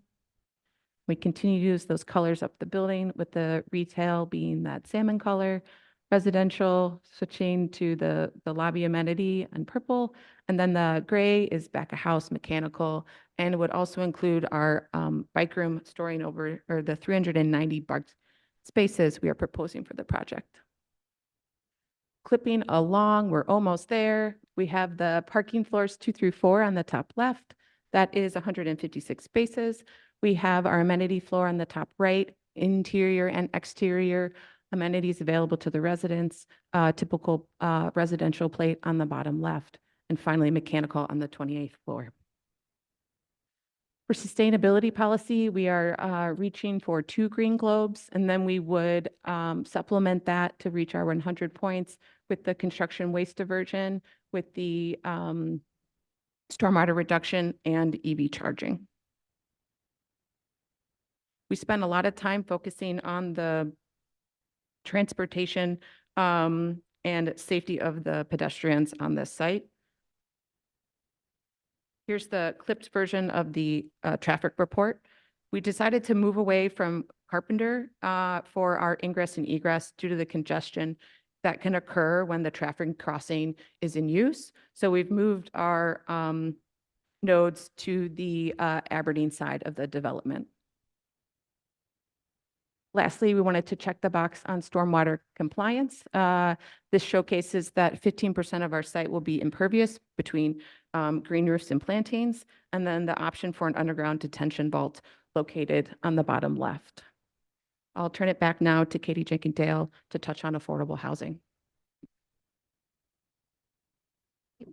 Thanks again for the record, Katie Jenkins-Dale, The project will have at least 78 affordable units on site at, again, a weighted average of 60% and a unit mix that mirrors the market rate units in the building. It also is subject to the FMID plan update, and we've already commenced the process in discussing that with DOH, and we'll continue to do so to achieve that additional 10%. And finally, the development involves over 3.2 million in neighborhood opportunity contributions and significant jobs. Similar to the last project, we have not selected a GC yet, but are committed to working towards the M&WB goals, and also similar, have already sent out the certified letters to all of the DPS assist agencies to help us meet those goals.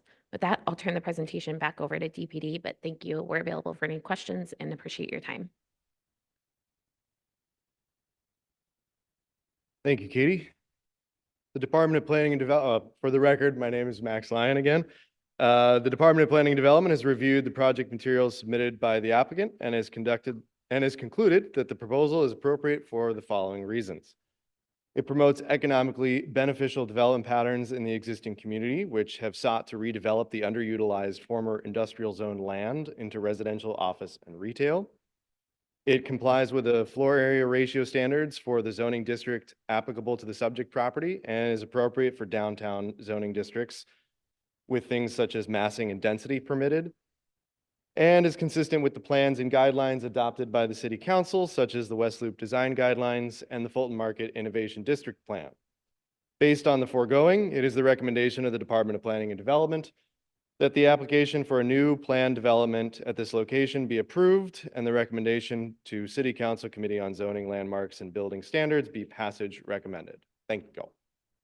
Thank you, Max. We do have one speaker signed up to speak on this item, Mr. Butler Adams.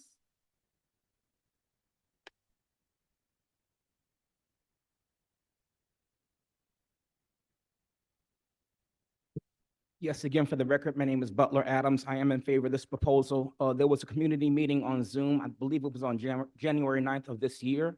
This is one of the things I was talking about previously with that previous development on how the parking base between them and Sterling Bay. So I do wish that Sterling Bay could do a little bit better with their parking bases. For example, about a block from this area, you have Trammell Crow doing a project that has almost the same amount of apartment units, has about 20 less, but this building has about 60 more parking spaces. So I think that we can do a lot better in this area without putting some of the parking underground, making the buildings taller and thinner. That was always one of my big concerns when the Fulton Market Innovation District was re-upped back in 2021, is because the city does not own any land in this area. It's very hard to get public green space and open space and stuff like that, because you have to rely on developers to put it in their projects. If you had taller, thinner buildings and some of the parking underground, that would allow for more green space with these developments, just like Trammell Crow. HPA, I've been following you all for a long time. This design looks a little bit similar to the 1245 West Fulton project that you all designed, along with a lot of the buildings you all doing in North Union on the north side. So I do wish you all kind of mix it up a bit more as well. But for the future and for planning, I hope you all can encourage these developers in this area to put some of the parking below ground for more open green space. You know, the alderman also wants more lab space in the area. He doesn't have to worry about that. Again, Trammell Crow is going to have more lab space around here. And also for planning, if you all could maybe encourage the developers to also put in their presentations how much these new projects are going to bring into the city in terms of tax revenue, because I'm always curious about that. Otherwise, it's not a bad project at all, and I look forward to seeing it happen. Thanks. Thank you, Mr. Adams. Do the commissioners have any questions of the staff or the applicant on this item? Commissioner Soto, followed by Commissioner Escareño.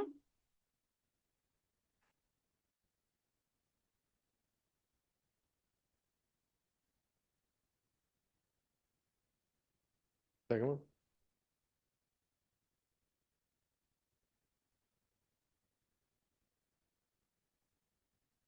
No, 39 affordable units. For the record, Katie Jinkydale. So we've commenced the DOH process, which involves us. We've engaged an affordable consultant that as affordable housing kind of accounting financials, provided to the DOH what the pro formas look like at 20% and 30%. We met with them on April 19th, and they had some follow-up questions during that meeting, and follow-up materials were submitted to them at the end of April. So we're continuing those discussions. The PD statement kind of outlines a process that we'll continue to go through. We are not quite sure, given the market, when we will commence construction or be coming in for permits on this, but we'll continue those discussions, responding to their questions, providing updates as we kind of move towards that. And that's, the whole process is outlined in the PD statements as well. So then in terms of the additional 39 units, is the development team like pro that? Like, what's the barrier to providing that? It's identifying, filling the gap in order to make it financeable. But yes, if it's financeable, we would do it. Financeable. Anything else? No, just the question again, the 199, is that development cost or is that construction cost? For the record, Fred Kroll with Sterling Bay, that's the total development cost. We do not have a breakdown between the two. Between We are, construction? yeah, but we are happy to provide that through the chair. Yeah, that'd be great. Thank you. Commissioner Escareno?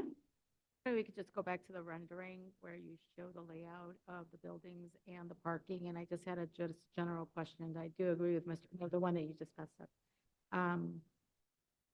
I do have a question in terms of just the use of parking versus,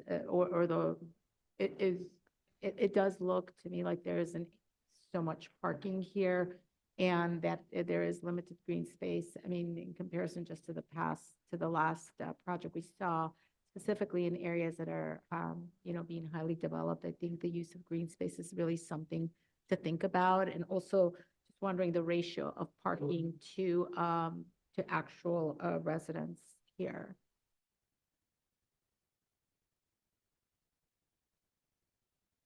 I'm being told that the ratio is about 11 or about 0.4 residents to parking spaces. And the first part of your question? Well, I again? was just Sorry. making an observation and agree actually with the speaker about just continuing to really be thoughtful about the expansion of green space in areas where there is no green space, and the kind of the how the decisions are made to apply more parking versus, whether it's, and I don't know if there's a issue with thinking about parking underground versus above ground, and how some of those decisions are made. Maybe they're engineering based. I'm not sure. Unlike some of my colleagues here, that's not my background. My background is really just how do we build stronger kind of green open spaces for communities, especially as we see these becoming communities, right? And just building upon that. So just wondering about the logic there to continue to build above ground, and how the project is really looking at the green space. And it's great that the projects coming for us are thinking about that. It's just not sufficient in this case. And I understand that there's limitations, but just wondering the thinking and the logic there. Somebody could explain on that or expand on that. Do you want to comment on that at all? You don't need to. Thank you, Alderman. I appreciate that comment. It's good to have those observations pointed out. I mean, is anyone from the team gonna try to, yeah. Again, for the record, Fred Kroll with Sterling Bay. Commissioner, green space is something that we consider very closely in all of our projects. For example, in a project that we recently completed at 360 North Green, we provided quite a generous amount of green space, somewhere around half an acre, I would say. It often is tied to kind of the layout of the site and what might be available. Another project that we brought before the commission at 1300 West Carroll also provides, I think, a fairly generous amount of green space. Here, the site constraints simply didn't allow for that same kind of open space that we had been able to provide on some other projects that we brought before the commission, but it is something that we consider very closely. And do you need a follow-up on the parking ratio? Okay. Okay, any other questions or comments from commissioners?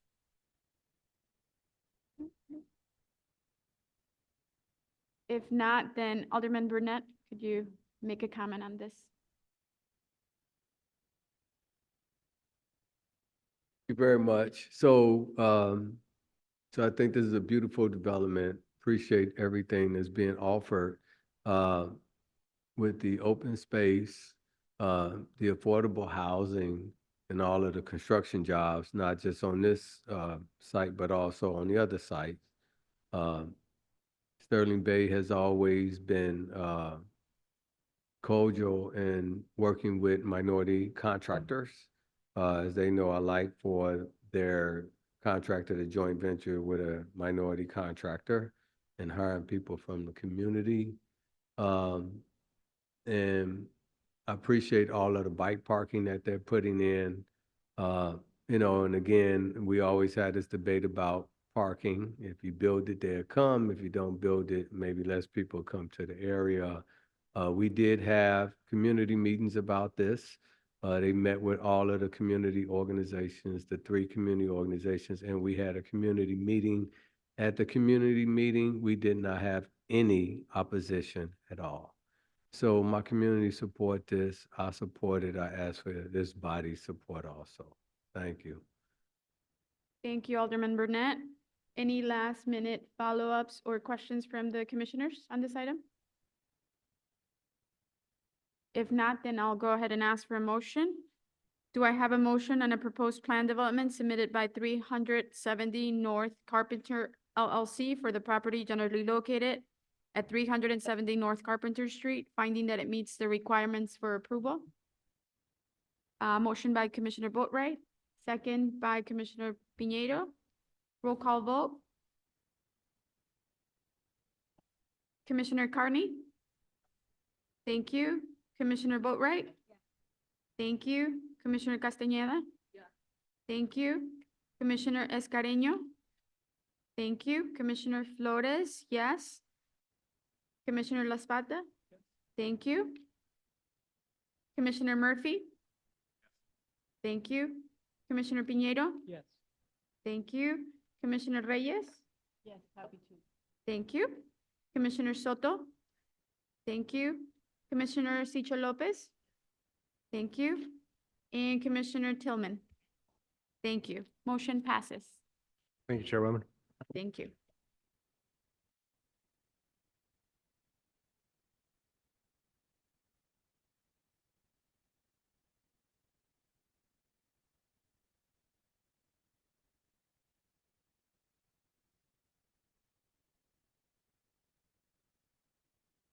The next item today is listed as D6, a proposed amendment to Commercial Business Plan Development number 484, submitted by the applicant, Flex Sol Packaging Corp.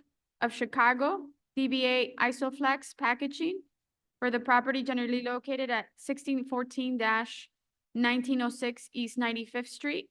The applicant is proposing to rezone the site from M1-1 an existing commercial business plan development number 484 to industrial plan development number 484 as amended.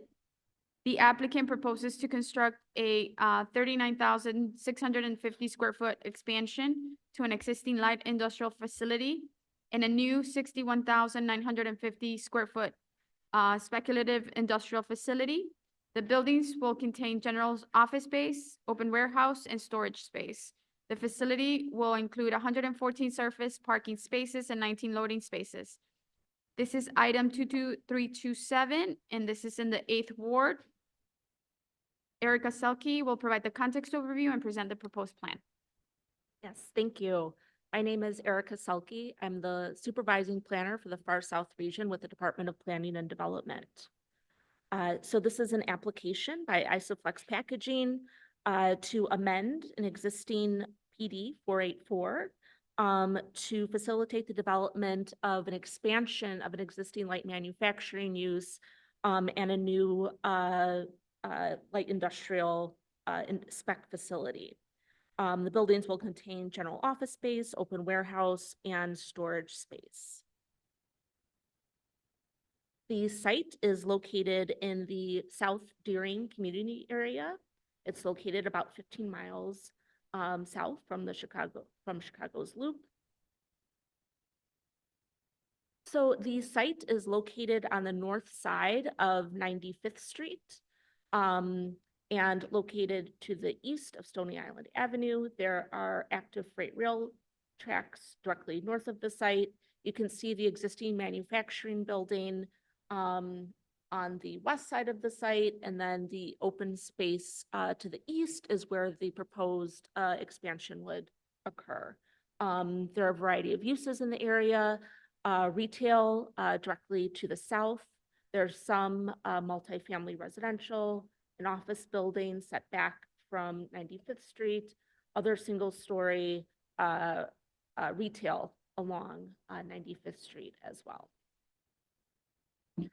And as mentioned, the site is currently zoned M11, where the existing facility is located.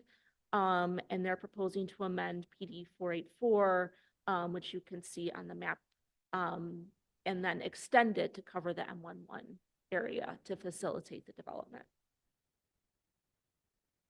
And with that, I will turn it over to the applicant's attorney. Thank you.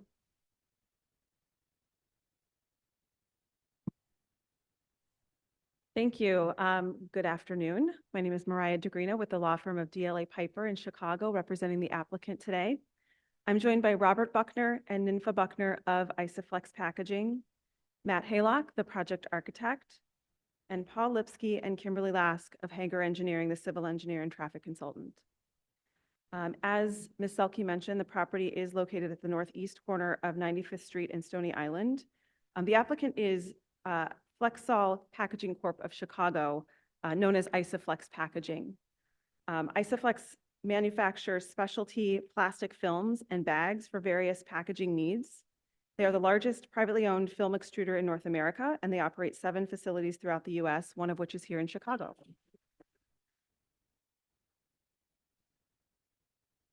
As I mentioned, they currently operate a light manufacturing facility on the eastern portion or the western portion of the subject property. The remaining portion of the subject property is vacant. Isoflex plans to construct an addition to its existing facility and a separate single-story warehouse building to support the its business operations at the site. This is another view of the development site where the addition and the new standalone building would be constructed. And then a couple views of the existing conditions of the development portion of the site.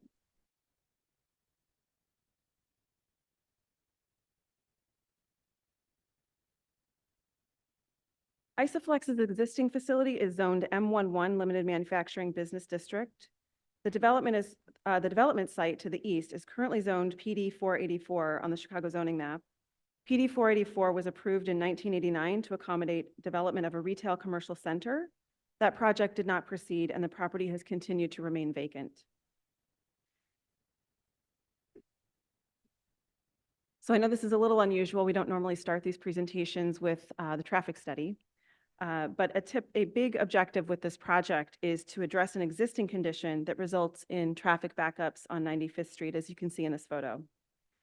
Increased truck traffic associated with the existing industrial activities at the site require truck maneuvers, and that creates backups on 95th.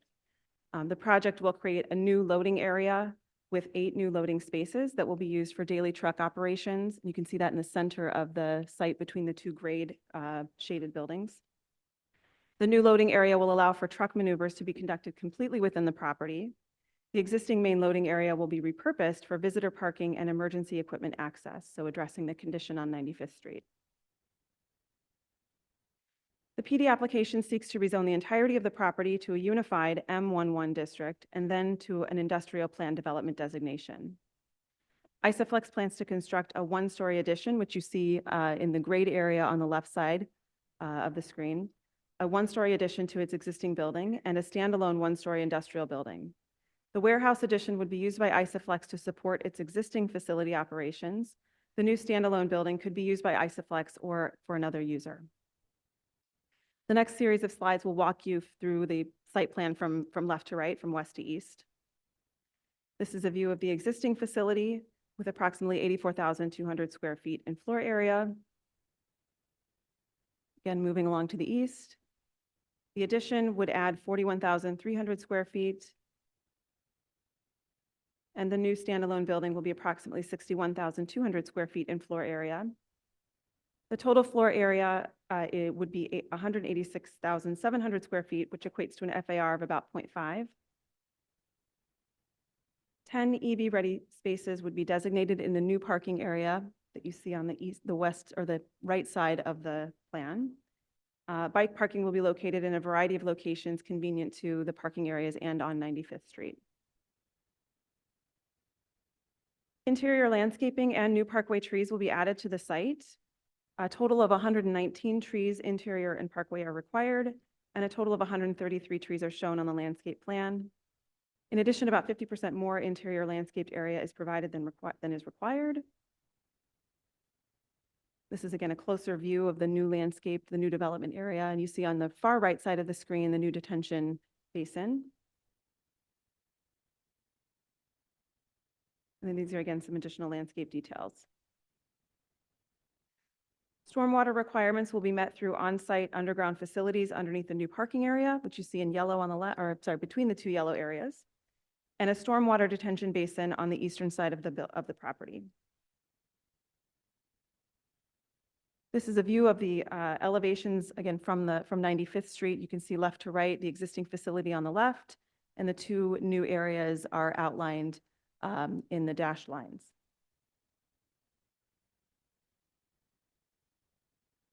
This is a view rendering or an elevation of the new warehouse addition. The materials will consist of precast concrete with metal coping.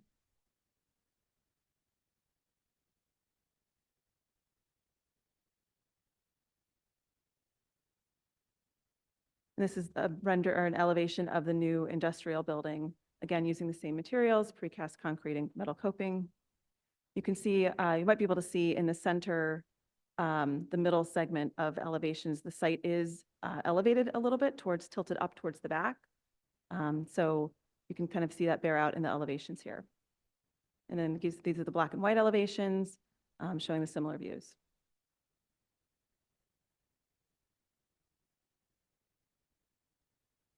This is a rendered view of the new addition from the east. Again, you're looking at 95th Street in the foreground, looking to the west.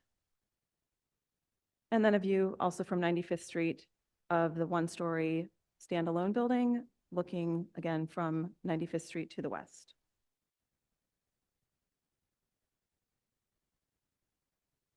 The project promotes safe pedestrian, bicycle, and vehicular circulation by providing a new loading area to accommodate truck maneuvers on site. A minimum 6-foot sidewalk is provided adjacent to the site where one currently does not exist adjacent to the development site. The project will achieve 100 points on the city's sustainable policy menu through a combination of strategies shown here.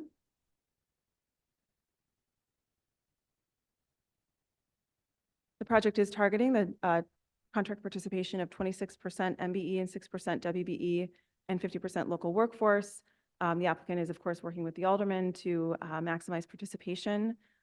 We have sent the certified letters to the 40 assist agencies, the contracting assist agencies, and have started to hear from some inquiries, which Mr. Buckner is working with his team to make sure that they're included in any opportunities.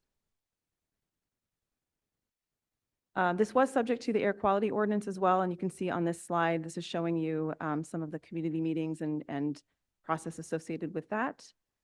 I understand a letter of support has been provided by the alderman to the commission, so would ask that that be incorporated into the record. At this point, I will turn the presentation back to Ms. Selke. We appreciate your time today and are happy to answer any questions you might have.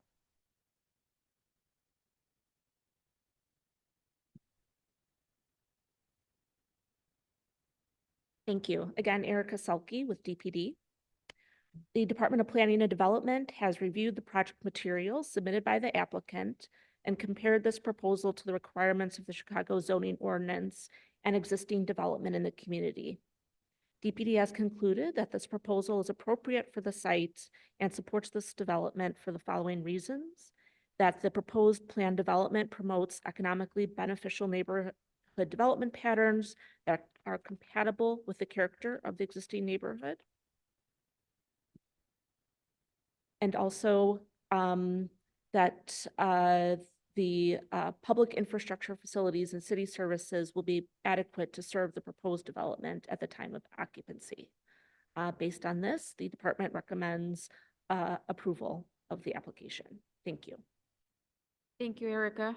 Do the commissioners have any questions of the applicant or the staff? Commissioner Soto, followed by Commissioner Laspata.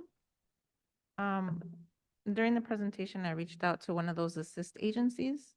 And one of the comments that they have is that the letters are directed, there's no clear information as to who they should contact. And it's usually delegated out to an admin assistant to respond to it. So the level of engagement is not very direct. And they request that the contact be the individuals who are handling the procurement of these projects. So that's one of the critiques from the assist agencies. The other comment that I have is that I pass through here every single day, and I understand the architecture of industrial areas, but as you stated, this is also a community, and there's residences around there. My only comment is that I hope that with the architecture of the industrial areas, that they're not so monolithic. It creates like a barrier to the community. It's just a flat wall, right? And there's no real like engagement or conversation or homage to the community that you're building in. That's more of a statement. My question is, in a lot of these lots, they are contaminated. Has a phase 1 and phase 2 been conducted? And What is it? what's going to be happening?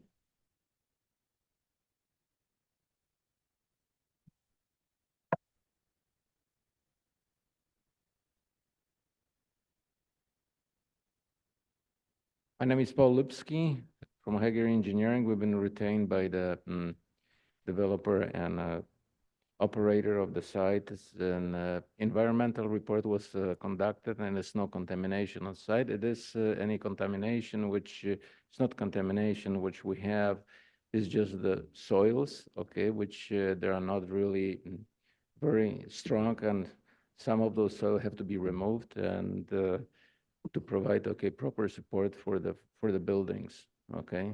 So there's no contamination. I know the site was operated by various companies in the past, specifically in railroad, and any potentially contaminated materials were already removed from site, and there's no contamination. Okay, so once you start excavation, the particles that are going up in the air, there's no lead, there's no arsenic, there's No, none of it's those not. things. Okay. No, it's not. Thank you. Commissioner Laspata. I noted so number one, I appreciate the building. I'm glad that we're adding a sidewalk. I had two questions about what I saw on this slide, because we talked about that the development seeks to support multimodal transportation, like other ways of getting to the property. And you talked about access to public transportation. Where is the public transportation that is adjacent to this property? I wasn't seeing it in the slides. I feel like I'm missing something. Sure, let me see if I can find it. There is a bus stop along that stretch of 95th Street, and the sidewalk actually does allow people to better access the bus.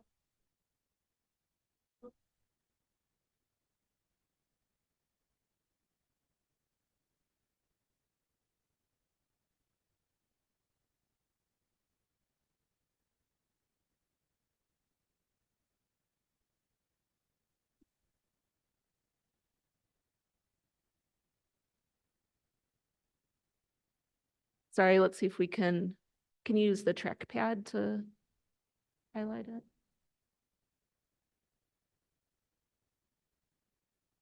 No. Sorry, I don't think there's a. That's all right.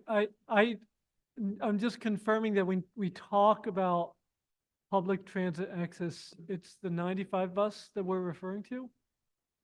Okay. I'm gonna have to take that bus sometime. I'm curious what the schedule feels like. My other question was, so I see the bike parking on site. I know we're getting credits from the Sustainable Development Policy on this. how would you bike to this development? Because I'm looking at 95th Street, I'm looking at Stony Island. Neither of them seem like safe routes to take, and they certainly aren't advocated for as safe routes on the city's website. Do you have a sense of how your workers would get to this location by bike?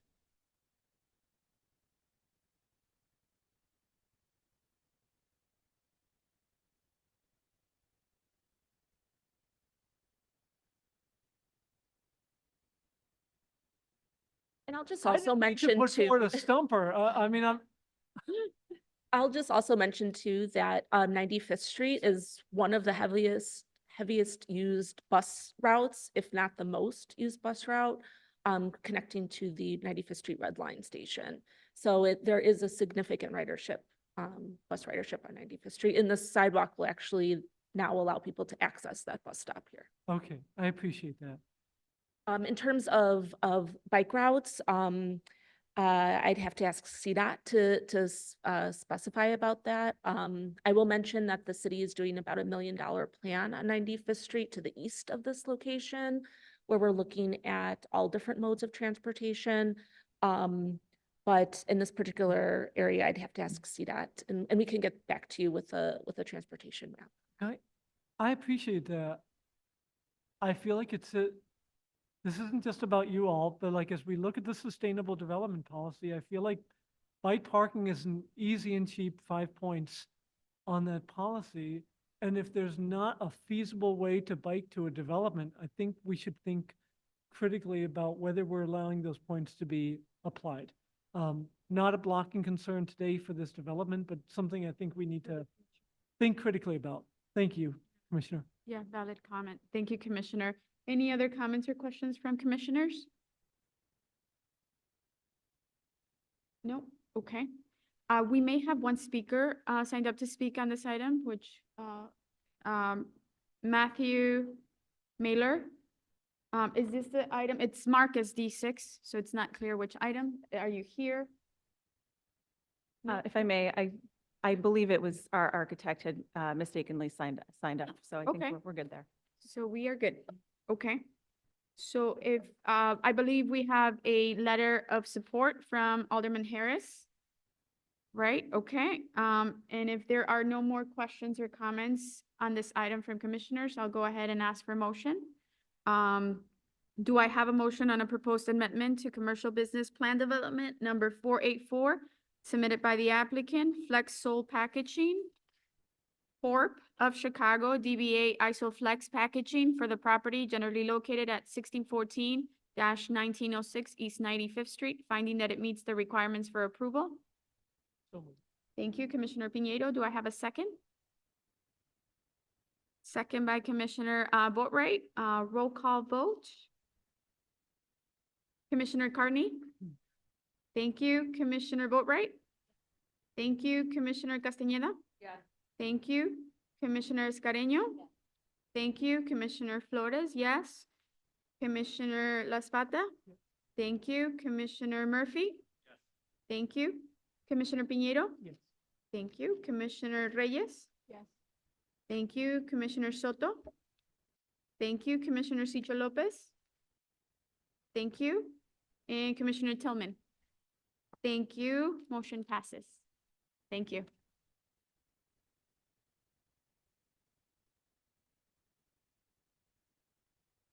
The last item today is listed as D7, a proposed residential business plan development submitted by Alloy Property Company 2 LLC for the property generally located at 2031-2033 North Kingsbury Street. The applicant is proposing to rezone the site from M2-2 to B3-5 to a residential business plan development. The applicant proposes to construct a 275-foot tall building with 355 residential units, 203 parking spaces, 360 bicycle parking spaces, and 7,501 square feet of ground floor commercial space. The overall floor area ratio of the proposed plan development will be 5. This is item 21128, and this is in the second ward.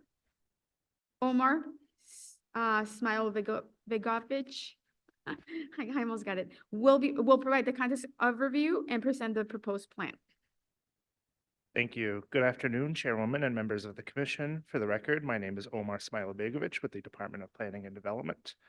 The applicant, Alloy Property Company 2 LLC, and their development team appear here today for the purposes of establishing a proposed residential business plan development for the property generally located at 2031 North Kingsbury Street. The applicant is proposing to rezone the site from a M2-2 light industry district to a B3-5 community shopping district prior to establishing a residential business plan development. The applicant proposes to construct a 275-foot tall building with 355 residential units and 7,500 square feet of ground floor commercial space. The overall floor area ratio of the proposed plan development will be 5. The proposed project is located in the second ward at 2031 North Kingsbury Street between North Magnolia Avenue to the south and North Southport Avenue to the north. This transit-served site is located within 1,760 feet of the Clybourne Metro Station and 2,310 feet from the Armitage, Brown, and Purple Line CTA station. There are also 2 public parks and a grocery store in proximity to the site.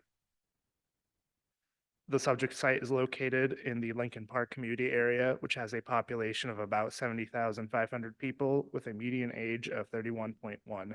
The average household size in the area is 1.9 people.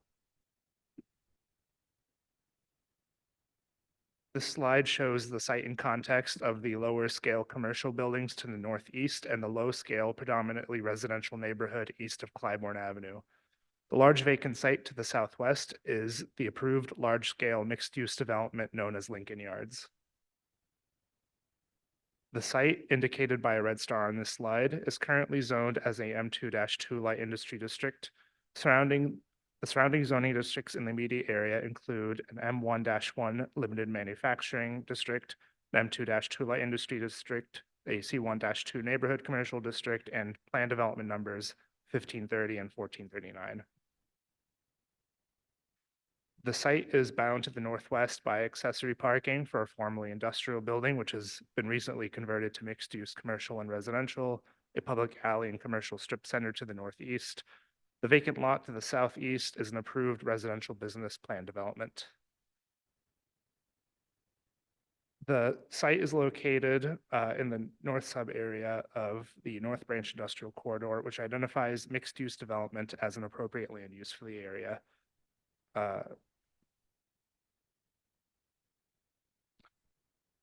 The proposed building is consistent with the plan's principles of allowing dense, tall, and mixed-use development in appropriate locations. This proposal also provides a significant amount of publicly accessible open space, which adheres to the principles and goals of the North Branch Industrial Corridor framework. This slide shows the proposed development in context of the planned build-out for Lincoln Yards. The proposed development, with a height of 275 feet, provides a transition in height from the lower scaled existing buildings to the north and to the east of the planned 370 and 550 foot tall buildings planned for the south side of Kingsbury Street. With that said, I will turn this over to Katie Jenke-Dale of the applicant team to further discuss the project.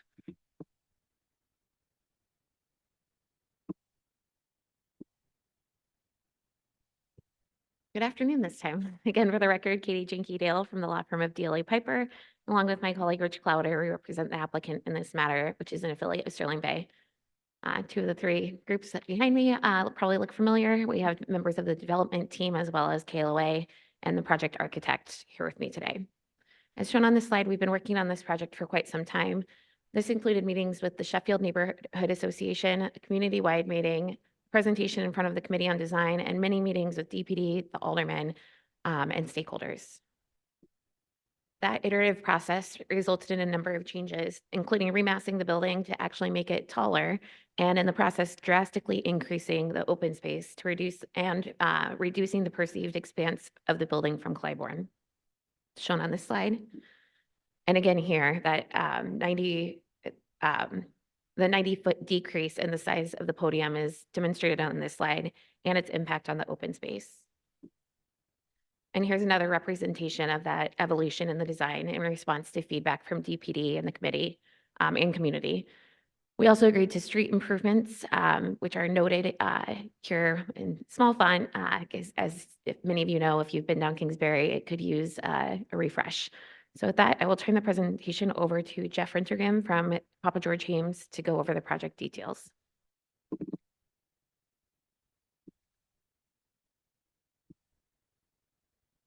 Which one of these moves it? Which one of these? That one, okay, got it. Thank you again. My name is Jeff Renterga. I'm an architect and a partner at Papa George Hames Architects here in Chicago. What we're looking at right now is the site plan for our proposed building, including the ground floor plan. You can see that there's a large area to the south of us that's a little over a half acre by itself of open space. And then immediately to the left of that is some transition area between the open space and our red area, which is retail. So that we think provides for a nice condition within the plan. And I'll talk about that a little bit more as we go along. In orange, you can see the lobby entrance. And then to the left of that is our garage access parking with a private drive to the north. Okay. This is a view on Kingsbury looking north. So you can see on the south side of the building where the open space starts to present itself. And then looking from the east, this is from sort of an elevated view above Clybourne. And then you can see a few of the potentially proposed buildings to the west of us. Another view looking south, you can see the river in the background. And this is kind of looking down Clybourne. And as we get a little closer to the building from the pedestrian point of view from Kingsbury, you can see that we've made a strong effort to maintain active glass along the pedestrian level. So between the retail expression and the lobby area, this then spills out onto the public open space to the south of us. There's a fairly significant additional setback from the property line that gives us a front yard condition. So we're not pulled all the way up to the property line. And we think this is a great way to go because it's even above and beyond the landscaping program that's in the open space itself. We'll actually have additional landscaping that'll help this transition along Kingsbury. This is another view looking north up Kingsbury from the open space area. Then, of course, our straight on elevations, southwest, northeast, southeast, and northwest. Building section, we've got our retail lobby, small parking area, our mechanical bike storage on the ground floor, 2 levels of parking above that. And then on the 4th floor, a combination of common area, deck area, terrace, as well as residential units at that level. A little bit of a close-up. Facade materials are warm in nature, textural, a combination of different masonry materials, as well as metal panels that bring what we think is a nice palette to a residential building like this. Transportation, we have issued a traffic impact study that KOLA has prepared for us, and they're here today if there are any questions on that. However, you can see that in the alley side of the building, we've got a bike storage for 360 bikes. Parking is accessed off our private drive, and so we pull all that automobile activity off the site. The private drive is a through drive. It is open to the public, so you can access it from the alley out onto Kingsbury. And then it's also important, we've pulled the building back away from the alley a little bit in order to increase the alley dimension, because there are some challenges with the alley in terms of traffic back there. So we're making an effort to try to improve that.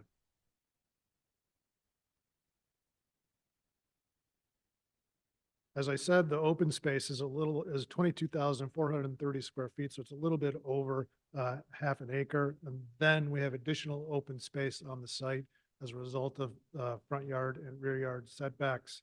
That is allowed to incorporate itself into a landscape plan that we think is going to bring quite a bit of character and energy to this neighborhood. As I'm sure you're aware, there used to be quite a few railroad tracks in this location. So our landscape architects are planning on keeping some of that in the integration of the landscaping in order to try to maintain some of the historical imagery that's been part of this neighborhood for so long. We do have a dedicated dog park that's fenced and private, that's on the alley side as well. Our Chicago Sustainability Matrix, we are reaching for green globes on this, and we can get into that if you have any additional questions. And we will be complying with the City of Chicago Stormwater Management Ordinance. With that, I'm going to hand it back over to Katie. Thank you. And for the record, Katie Jinky Dale from, with 355 total units, the developer plans to provide 20% or 71 units on site. Units, again, will still be at that weighted average of 60%, and the mix will mirror the market rate units. This is significant because as shown on an earlier slide, this community area, Lincoln Park, only has 13% affordable housing.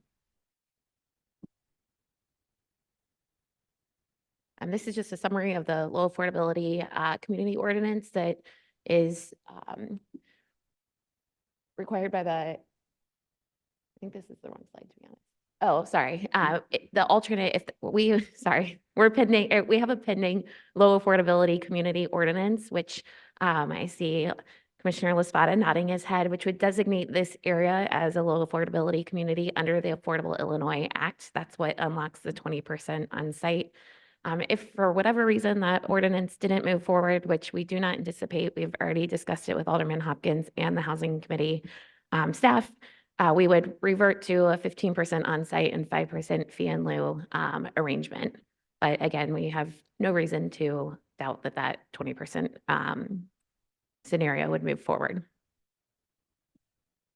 And then this is just a summary of the public benefits, as a result of the robust process that we outlined earlier over the last 2 years. I know that Alderman Hopkins isn't here today, but I believe he's transmitted a letter of support through staff, and we're available for any questions. But thank you again for your time and consideration. Now I'll turn it back over to staff.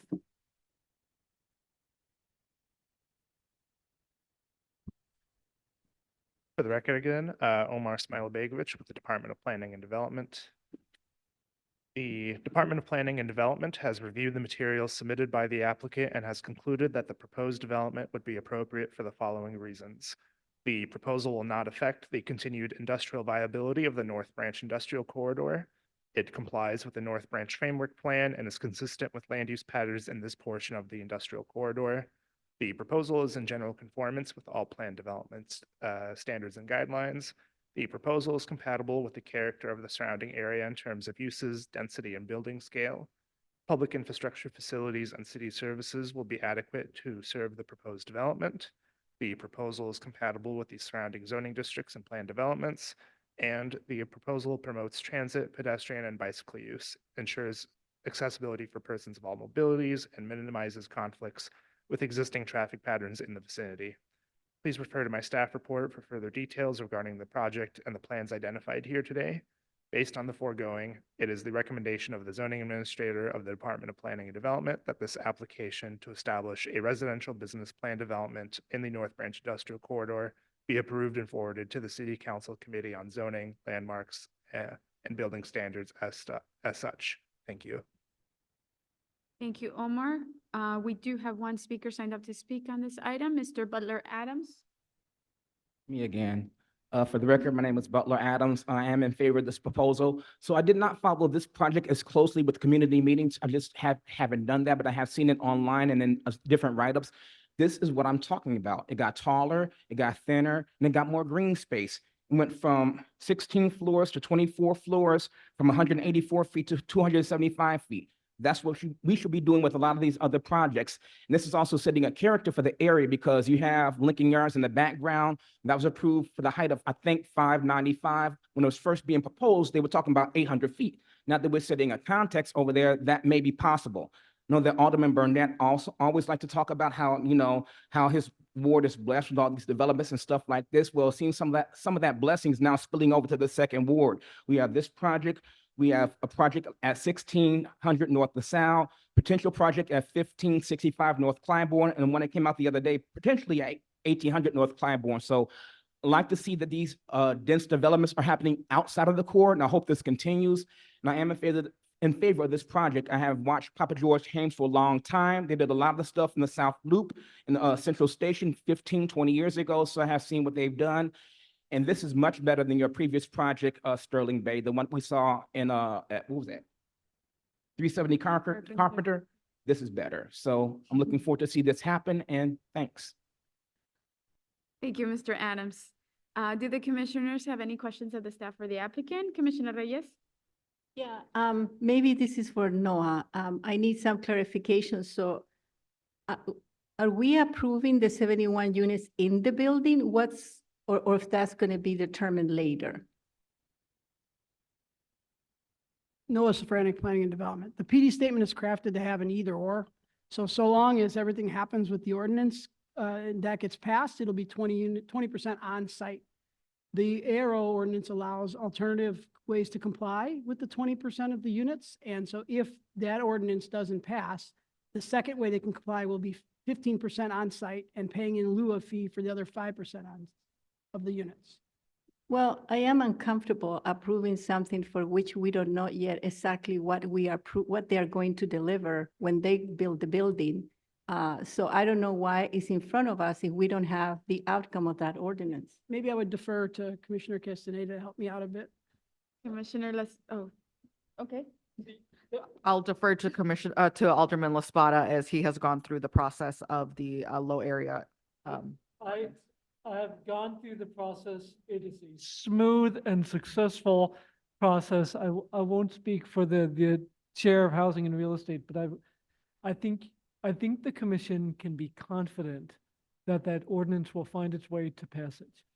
When they talk about the 20% contingent on ordinance, you should feel confident in the ordinance. I would say that. So for my understanding, if the ordinance passes, which it seems is going to be the case, is that going to change? My goal is to know if all the units are going to be on site or not. That's my goal. I'll chime in here, right? So these ordinances are introduced by the alderperson. In this case, Alderman Hopkins plans on doing this. And again, we don't have a ton of concern that it won't go through. So it is our expectation that ultimately what will happen is that the LAC will go through and that they will build a 20% on site. Because that's what they're saying now. Oh, and Commissioner, you have our commitment, provided the ordinance passes, we will locate all 20% on site. You have that commitment from us. Thank you. Mhm. Yeah, thank you.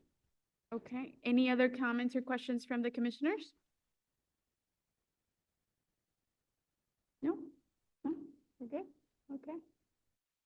I don't believe, the alderman is here, but we do have a letter of support, correct? So if there are no more comments or questions from the commissioners, I'll go ahead and ask for a motion on this item. Okay, let me read it.